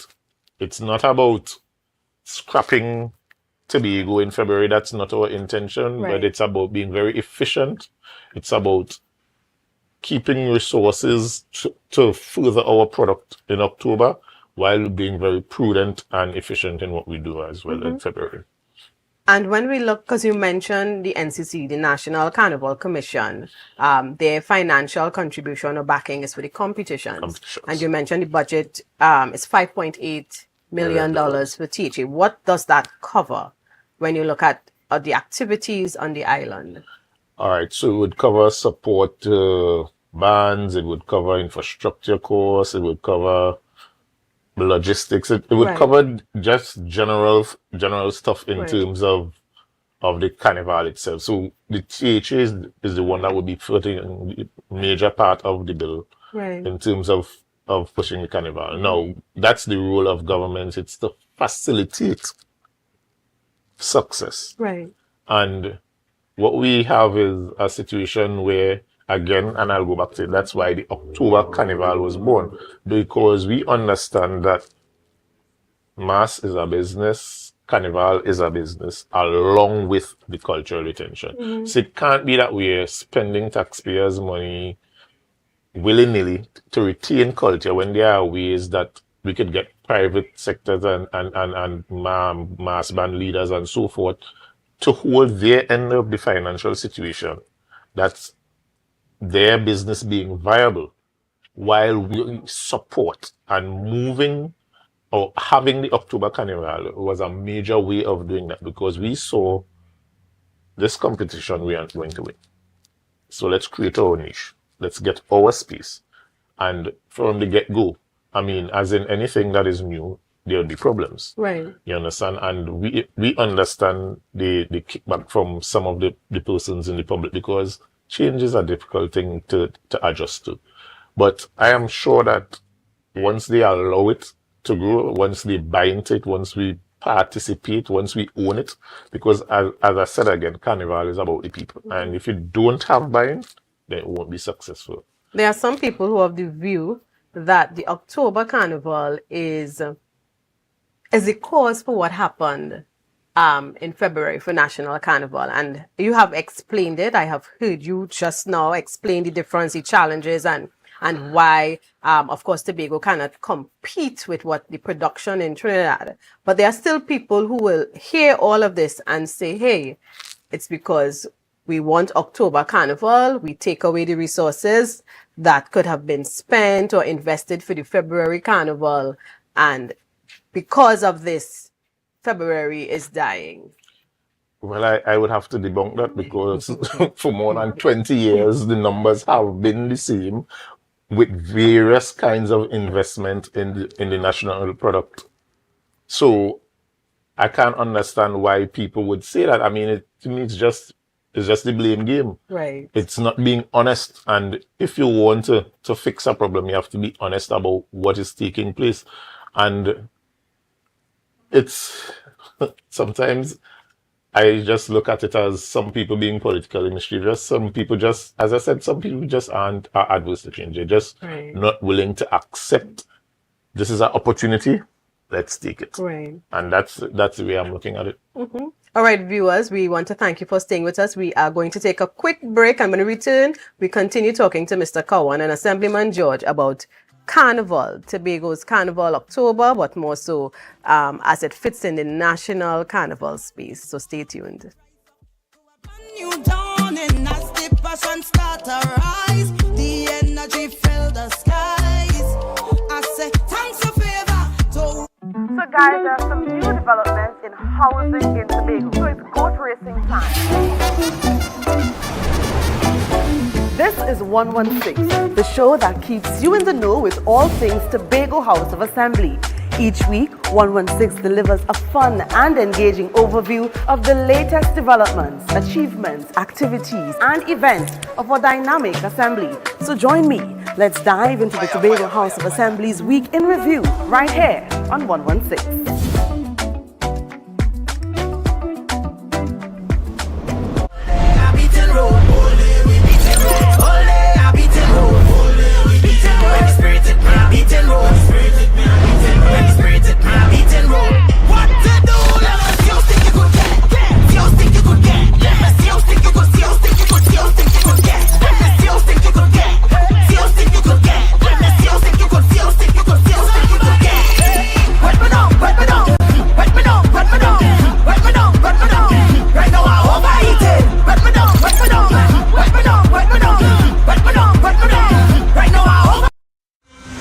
The Tobago Rhythm and Soul Festival. Feel the beat. Embrace the calm. On Easter Weekend 2025, Tobago is the place to be. From April 17th to 20th, the rhythm, the soul of Tobago. On Thursday, April 17th, get ready for a worship experience at the Shore Park Complex with melodies from heaven. Melodies from heaven. Then on Saturday, 19th April, immerse yourself in the sun, sea, and sand at the Buku Seafood and Jazz Festival, featuring legends of R&B. On Sunday, 20th April, we bring the curtains down at Parade Grounds, Dwight York Stadium for Fusion. Get your tickets on islandetickets.com now or visit TobagoFestivalsCommission.com for more info. Tobago Rhythm and Soul Festival 2025. Feel the beat. Embrace the calm.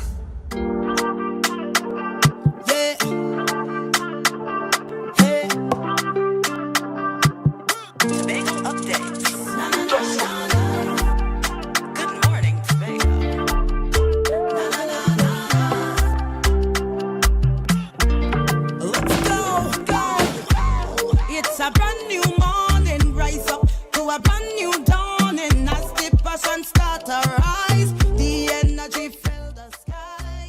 Welcome back, viewers, and thank you for staying with us. If you are now stopping by, you are viewing Good Morning Tobago GMT, and I am your host, Natalie C.D. Richardson. And maybe you're on the island cooling down after you jump up in the last couple of days. Thank you for choosing Tobago. Yes, you have a lot of sand, sea, and just relax and enjoy what we have to offer. We continue our conversation, and we're looking at Carnival. Carnival, Tobago's place in the National Carnival. Occurrence, events, you know that many of you, and you can attest it, usually will go to Trinidad to play a mass. Some of you stay here because you want to support what is here. We're talking about some of the challenges so far and, you know, understanding what takes place, what took place as well, and how changes can probably put us in a better place. And again, I want to say, we know that no matter what happens, everybody cannot be pleased. And we have to sometimes understand for the greater good, accept some things. Wherever you are, whatever political color you wear, whatever blood you may bleed, you know, we live here. And you know, I always encourage us, this is ours. And at some point, we have to put the island first. So people who take part in the carnival, gentlemen, you heard a lot of commentaries after the Monday and Tuesday. Of course, one of the things would be in most of the parades, you had more spectators than people taking part. Another issue coming out of the commentaries with the late start of many of the competitions, the parades. Mr. Coleman, I want to bring you in here. What would have accounted for the late start? Even people showing up to view if the competition should have started at 10 o'clock, you know, minutes to 10, the area was, you know, clear of spectators, participants. Let's address that. So participants will, or viewers I should say, will come to what they want to see. Right. And will come to view what they want to view. But what needs to be really homed in on is the bands and the band members actually being on time. Right. To actually be judged on time. Because it should be noted that all of our infrastructure, adjudicators, judges, tabulators were all in place on time from Kiddies, Roxborough, Scarborough, Juve, Night Mass, Parade bands, right down to the end.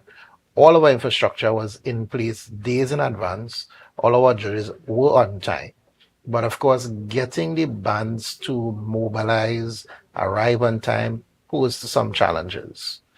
And of course, as we continue to work with the band leaders and we work with the band members to come out on time, to coordinate, it continues to be a challenge. And we will continue to work with them as best as we can to effectively get what we need from all as we can, you know, develop the product going forward. But that really caters for our mindset, because we're a people, we're late for school, we're late for work, we're late for doctor's appointment, we just love late. You know, how do you encourage the band leaders to understand their responsibility? Hey, this is a production. As you said, it's also a business, yes, right? You have people viewing, you may have tourists, whoever, and you need to start this production on time. Is it that points can be deducted for showing up late? What can be done to help them understand, hey, this is serious business? Yeah, well, we just generally have to adjust our mindsets. You know, our rules dictate certain things. And I wouldn't want it to come to a point that we have to penalize people right for being responsible. Right. You know what I'm saying? But it comes to a point where we just need to be serious about what we're doing and serious about our involvement. You know, having to police every aspect of what needs to be done takes away from the ambit of the feeling of free to demonstrate what you're doing. You know, so there needs to be a greater involvement of the band members and the band in terms of wanting to do the thing different and actually advancing the product. And it talks about just simply getting your people on time. You know, I want to commend Pancho and Bago. They themselves were very much on time with the entire band. All of the bands that were participated in the pan in this Tuesday evening were on time. Every single band. You know, so there is an opportunity to have discipline. There is an opportunity to develop a product that you trust and you can walk by and demonstrate by being there to portray it. You know, because everything else was in place. Music trucks, infrastructure, every aspect of it was already in place to be able to deliver. Right. And you mentioned, Mr. Cowan, you would not like to come to the point where you penalize people. Yeah. But how about you reward them for being on time then? So let's not look at those who are late. Look at those who are on time. And you reward them for being on time. Because we talk about policing. We don't wear seatbelt unless we know the policeman around the corner. We rush the amber light because we want to go through. You know, we are a society. We exist on being policing. And I mean, we're here to talk about carnival, but this conversation could take us through the education system. You know, the failure of us as parents not doing what we're supposed to do because we, generation to generation, and I think it's getting worse. We just love to be policed. You know, we know what we are supposed to do, but because somebody's not there with a big stick, so maybe for next year carnival, maybe and we want to look at it positively. So let's reward those who are on time. Yeah, and you raise a good point because this is not a situation that all bands had that issue, right? But the majority did. You know, so those who were on time had to be, you know, you're practically punished, waiting for somebody else to, and the mindset again, our human mindset, well, if they could come late, I'm not stressing up the next time I come in late too, because I would have sacrificed so much to be there on time. So maybe we can not look at it and the negative connotation of punishing, but let's reward those who were responsible, executed, and ensure that things were in place. Right. You know, so maybe. Let me add to another example of how coordination is important. For example, the Crown Point Juve, they were well coordinated, just the same, to the point where all that the THA through TFCL did for Crown Point was just a matter of support. But their coordination and their system of operation had their Juve well coordinated, their numbers were high, their attendance was high, their structure, they started on time. Relatively, and that says that there is still opportunity to get it right. Looking at the Color Hall Juve, the high numbers that were there also indicated that there is a coordination that is working. Right. While they may have started late, they didn't start significantly late, nor did they have a problem with numbers, but there is an opportunity to get it right. And that is not getting it right depending on a sole government body to get it right for you. But that shows that there's opportunity from a private sector point of view to develop a product that works in these spaces and across the Tobago landscape. And the mass bands that took place in February were, well, March, because we're talking about carnival, and it actually happened in early March, right? Not February, as we mainly see. Are these the same bands who took part in the October carnival? No, it's not. But you have some, very few, that take part in October. And more so, why we really need to encourage them to explore what happens in October. There is a greater opportunity for more involvement and greater appreciation, not just for Pretty Mass. Right. Because it's not only about the Pretty Mass. Right, yes. There's a space for traditional that we cannot negate. Right? That is where it started. You have to understand tradition. The traditional mass has its place in the entire structure. Right. Whether it is February, March, or whether it's October, traditional mass must be considered in every aspect of it. So we, as the body that manages and the stakeholders, we need to come to a decision as to how we manage these two functioning arms as best as we can to get the best from it across the board. Yeah. And of course, we have a few minutes, and I want us to look at, and although again, for those of you paying attention, you understand what's being said, and you would have, of course, mentioned it, in passing in terms of where do we go from here. But you're looking at tourism, the division. How do we move forward? Yes, we have the October product. People will have their viewpoints, but the data would speak for itself. No matter what I may think about it, you may think about it, the data is there and that stands. And of course, we compare it to what's happening here. But we know it's a national festival. And you mentioned, Assemblyman, that the point is not to stop it or not be a part of it, but we have to look at how it will work best for us here in Tobago. What's the way forward? How is tourism dealing with this? And I also want, in the few minutes we have, we know that there are a lot of people who do not take part in Carnival, and a lot of them come to Tobago from Trinidad. And you have also, and it's not only Christian groups, but you have other religions, so just people who Carnival is not their thing. And they just want that downtime, and Tobago is the choice for it because of what's happening in Trinidad. How can the Division of Tourism also capitalize on that market during this time? Because I know when we talk about Carnival, we think about the mass and fetes, but through my eyes, I also see that part of it, you know, where I am wondering, what is the division doing to capitalize on that market coming in to the island? So we have recognized that over the years. Actually, this year, since we have gotten into office, the chief secretary makes it his business to move around to the various campsites and so forth. And we understand that there is a market there available to us as well. And we are actively trying to tap into that market as much as possible. But as I said before, the facts are a stubborn thing. The numbers are what the numbers are. And we have, in all of this planning for Carnival, we started with consultations. And when you see some of the comments and some of the outcomes, it's disappointing because some people did not take the opportunity to come to these consultations to view their opinions.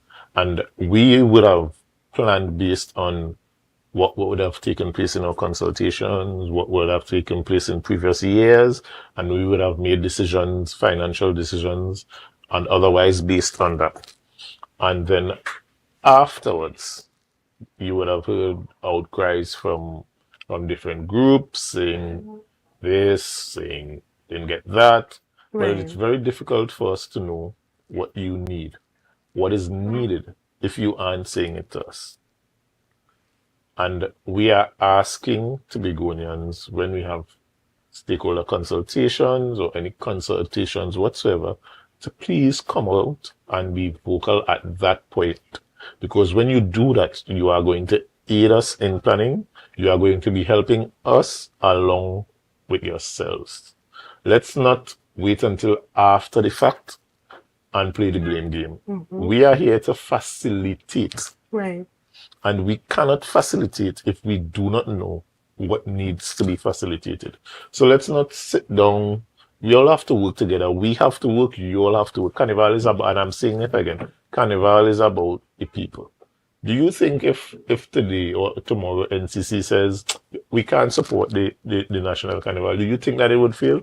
I'm absolutely positive it won't. There's too much money involved. I'm sure that the private sector would fill the gap and ensure that it is continued.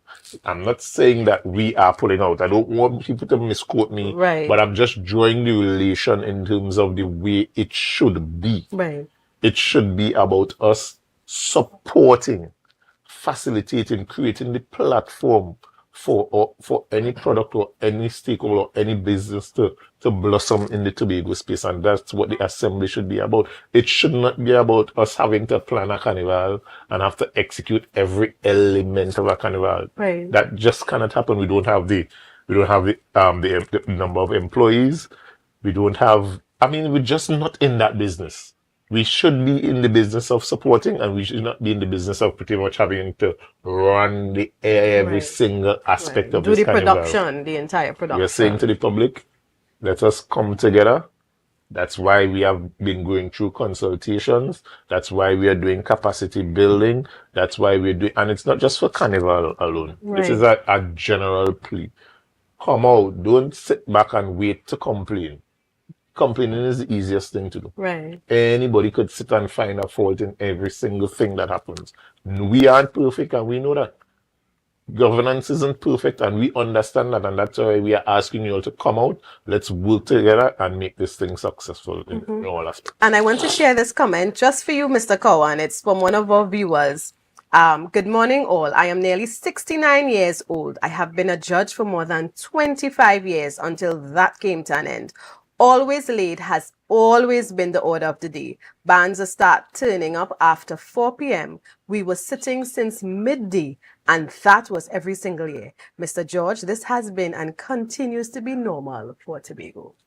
Right? It sounds hopeless, but we can't change. It's a bad normal. It's a bad normal. Yeah. You know, and that's a cultural issue that we face, and we need to find ways to eradicate those things. If we understand the ramifications of that, those things cause people to also come out to view late, and then it looks a particular way across the board. So there is responsibility on everybody along the chain to get it right. You know, and gentlemen, I really want to thank you. You know, these conversations can be never ending, but to the viewers and those who are here with us virtually, right? And you all are people of influence. You all know how the thing works. Let's do better. We can't keep blaming. You know, we like to look at institutions and say they, but we are the people who live here. This is ours. Whatever we do, whether in the carnival, whether it's something else, we the people, we need to do what is right. We need to take responsibility, take ownership. For those of you involved in the carnival, you produce something awesome. Be proud about it. You know, you come to show it off, be on time. Let people want to see what you are coming with another year, you know, in the following year.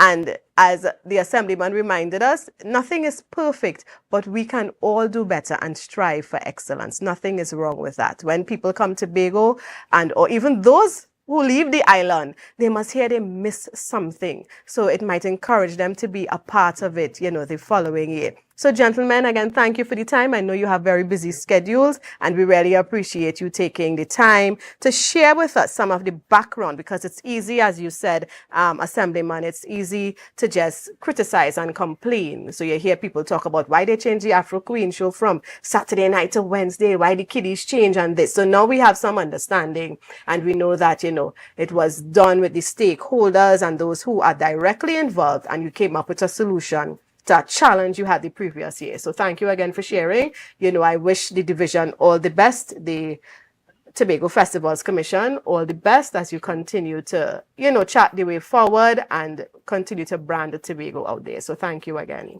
Thank you for having us. All right, viewers, we go for a quick break and we have another guest. We're talking about steel pan when we return in the few minutes we have left. So let us stay tuned. All right, don't go too far. We'll be right back.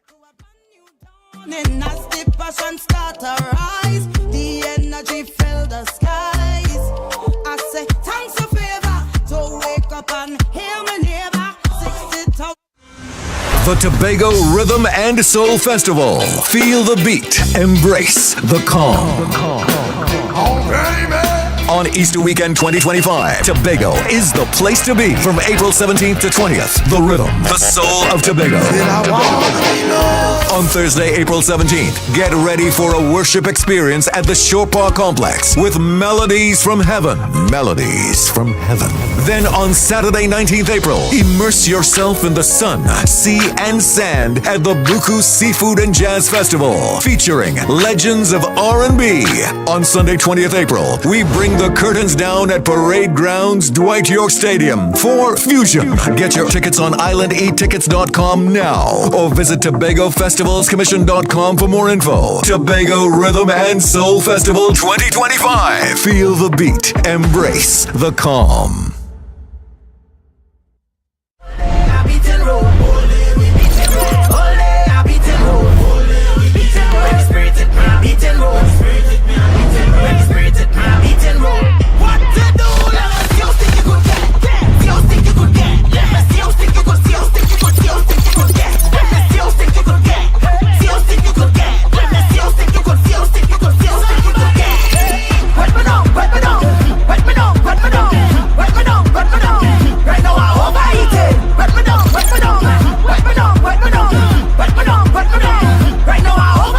Tobago Glass Supplies has has been a leading name for over 37 years in the glass and aluminum market in Tobago. We provide an extensive range of high-quality, innovative aluminum and glass products for commercial and residential use. Competitive prices with superior and professional services by committed employees who are guided by rigid quality standards. Tobago Glass Supply specializes in the manufacture and installation of glass and aluminum products that are essential to today's homeowners and the business environment. We are engaged in marketing, sales, and installation of a variety of products. These ranges from windows and doors to necessities such as mirrors for homes and vehicles, designed and manufactured in-house or imported.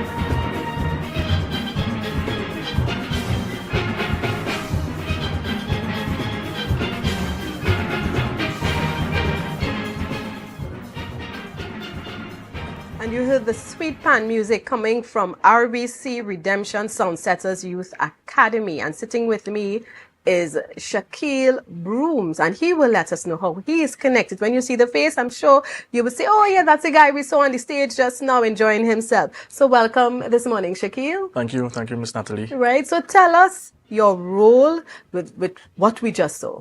Okay, so I am the arranger for the Redemption Youth Academy. This academy started because of Pan Camp. Right. So the Pan Camp initiative started in 2023, where we began training people to play pan, and it was successful.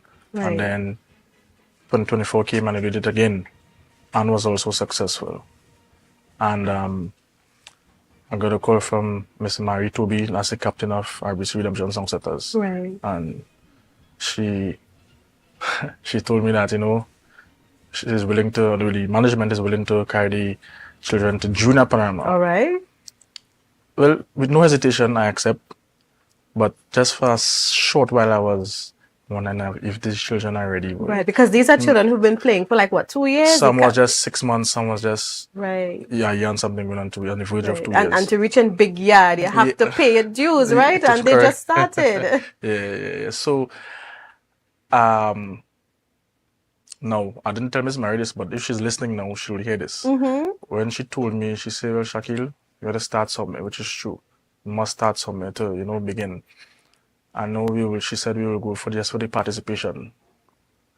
And I was like, in my mind, I didn't tell her this, Yes. participation. I said, nah, I go in for results one time. Right. For results, so pick the song, we started working on thing, and we had to, because classes was from 5 to 7, and there are nights where, we went till 10 o'clock, as I treated them at some nights as the big people. Right. To get that work in. Because obviously we're talking about junior panorama age, and we can see these are children and teens. What's the age range of the members in the band? Age range, the lowest was 8 years old.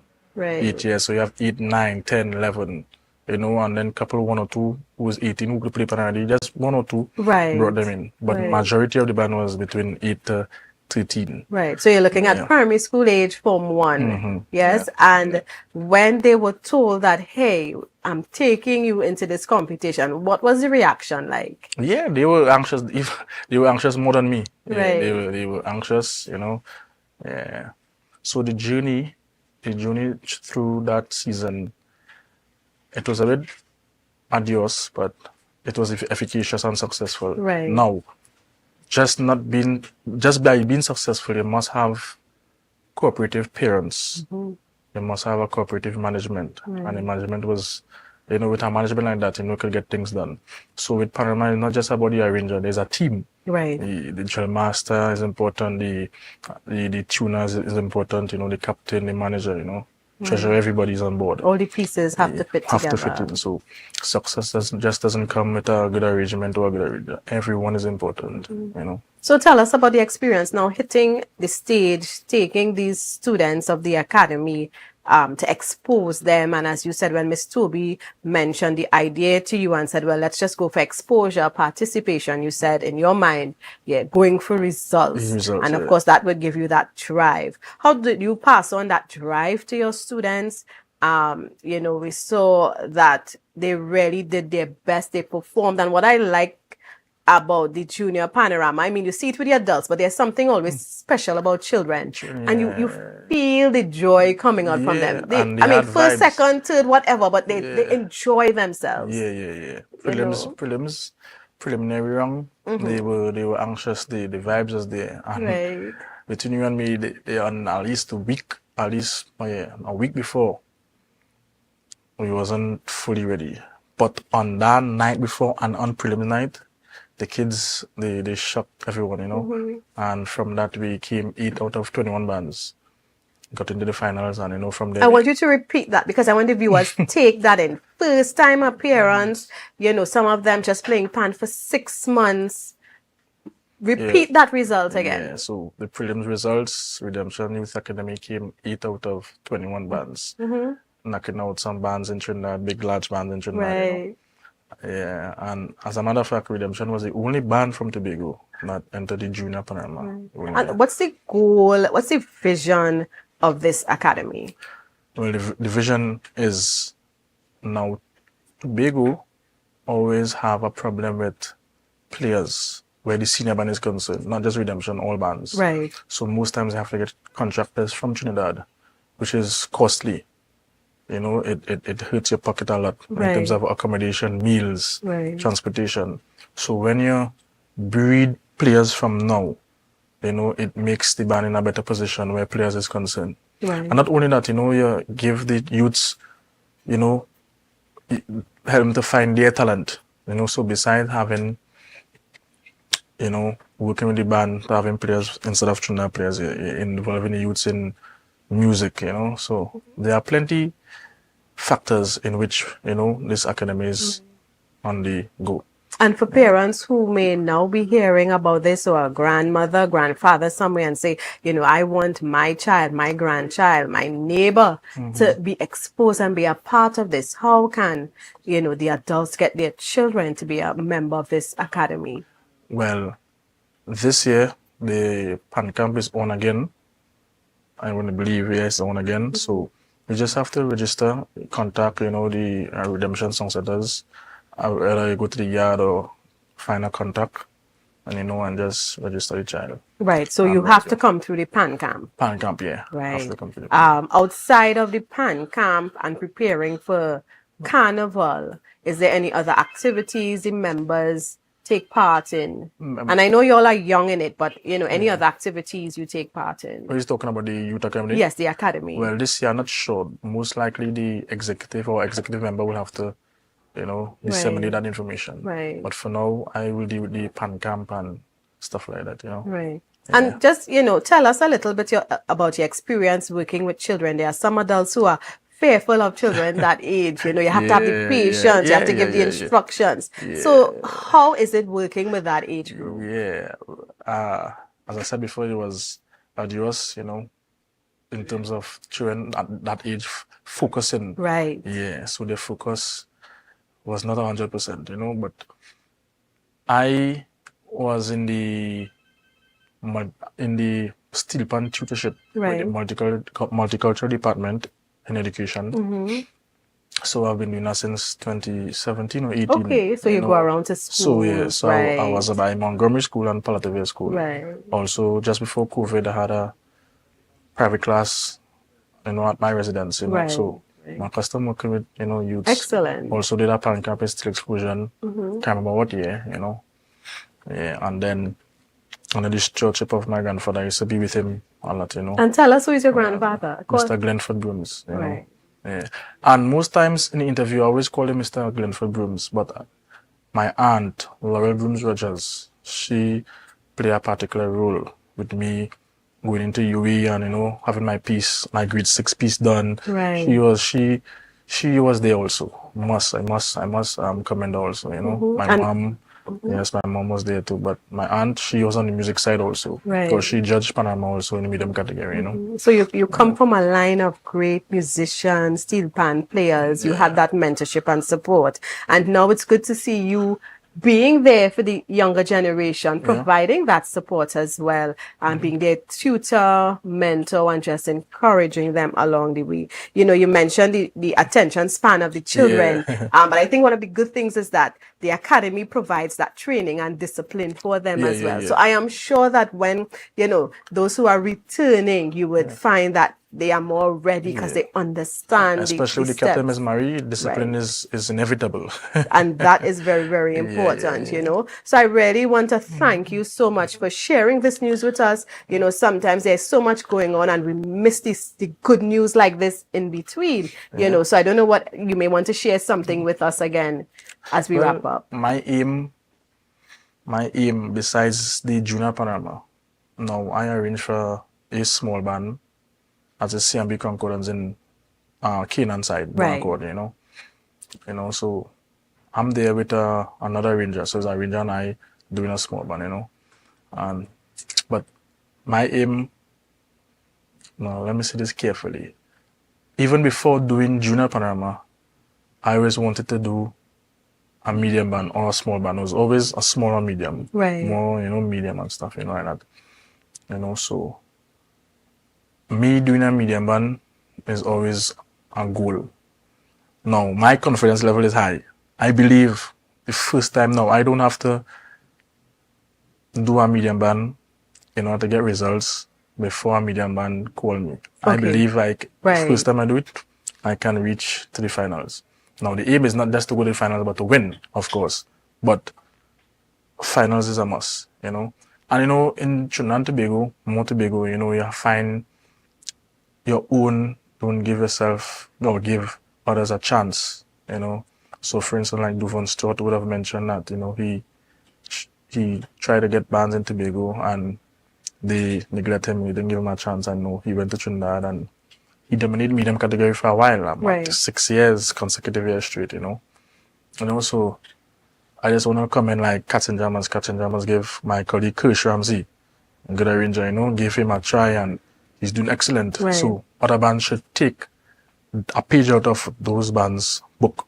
Give your own a chance, right. Build. Don't wait until they reach to know call. Want them. Yes. So grab at it right there. You have somebody right there, work with them. And I think that is so important. And even when, we had our other guests earlier, the whole point of us as Tobagonians, or even if you reside here, you have become Tobagonian, to support our own, put our best foot forward, strive for excellence, support each other. And it's something that we need to work on. And I'm really glad you raised that point because we wait until somebody reaches at their pinnacle or become well known to pay attention to them. But you could have helped facilitate that greatness. And even with you working with the children, stars are going to be born out of that academy. They are future arrangers, future captains, who would remember when they get to that older age, this is what Sir Brooms did for us, and I want to emulate that and now pass it on, and that's how we pass on legacies. And I want to create a history for myself where the first time I do a band, I must make it to the finals. No, don't get me wrong. My aim originally is to win. Right. But anytime I do a band by myself, must be the finals. Now, I do a band with another arranger. He's a good arranger. But I know my colleague, he will eventually want to do a band by himself. I will eventually want to do a band by myself, compete, and stuff like that, But I'm pretty much sure, I can give that result. Right. So we want to thank you this morning for stopping by to share that good news with us and to share, your hopes and dreams in how you can help the Pan fraternity move forward. So, parents, just get on to Miss Toby. It's easy. Tobago is small. We know how to find people if you want to hear more about the Pan camp and get your child involved so that they can learn a skill, learn discipline, and just be immersed in our culture so that they can also pass on something, whether it's to friends, other family members, and even their own children when they get older. So thank you so much, viewers, for staying with us on GMT. Good morning, Tobago. It's just that time where we have to say goodbye until Monday. So do have a fabulous weekend. I know some of you are still cooling down after the carnival and even the campers, because when you go some of those camps, it's paced right through. So they also are cooling down. So just enjoy again what we have to offer. Look out for each other and be safe. Thank you for viewing Tobago Updates.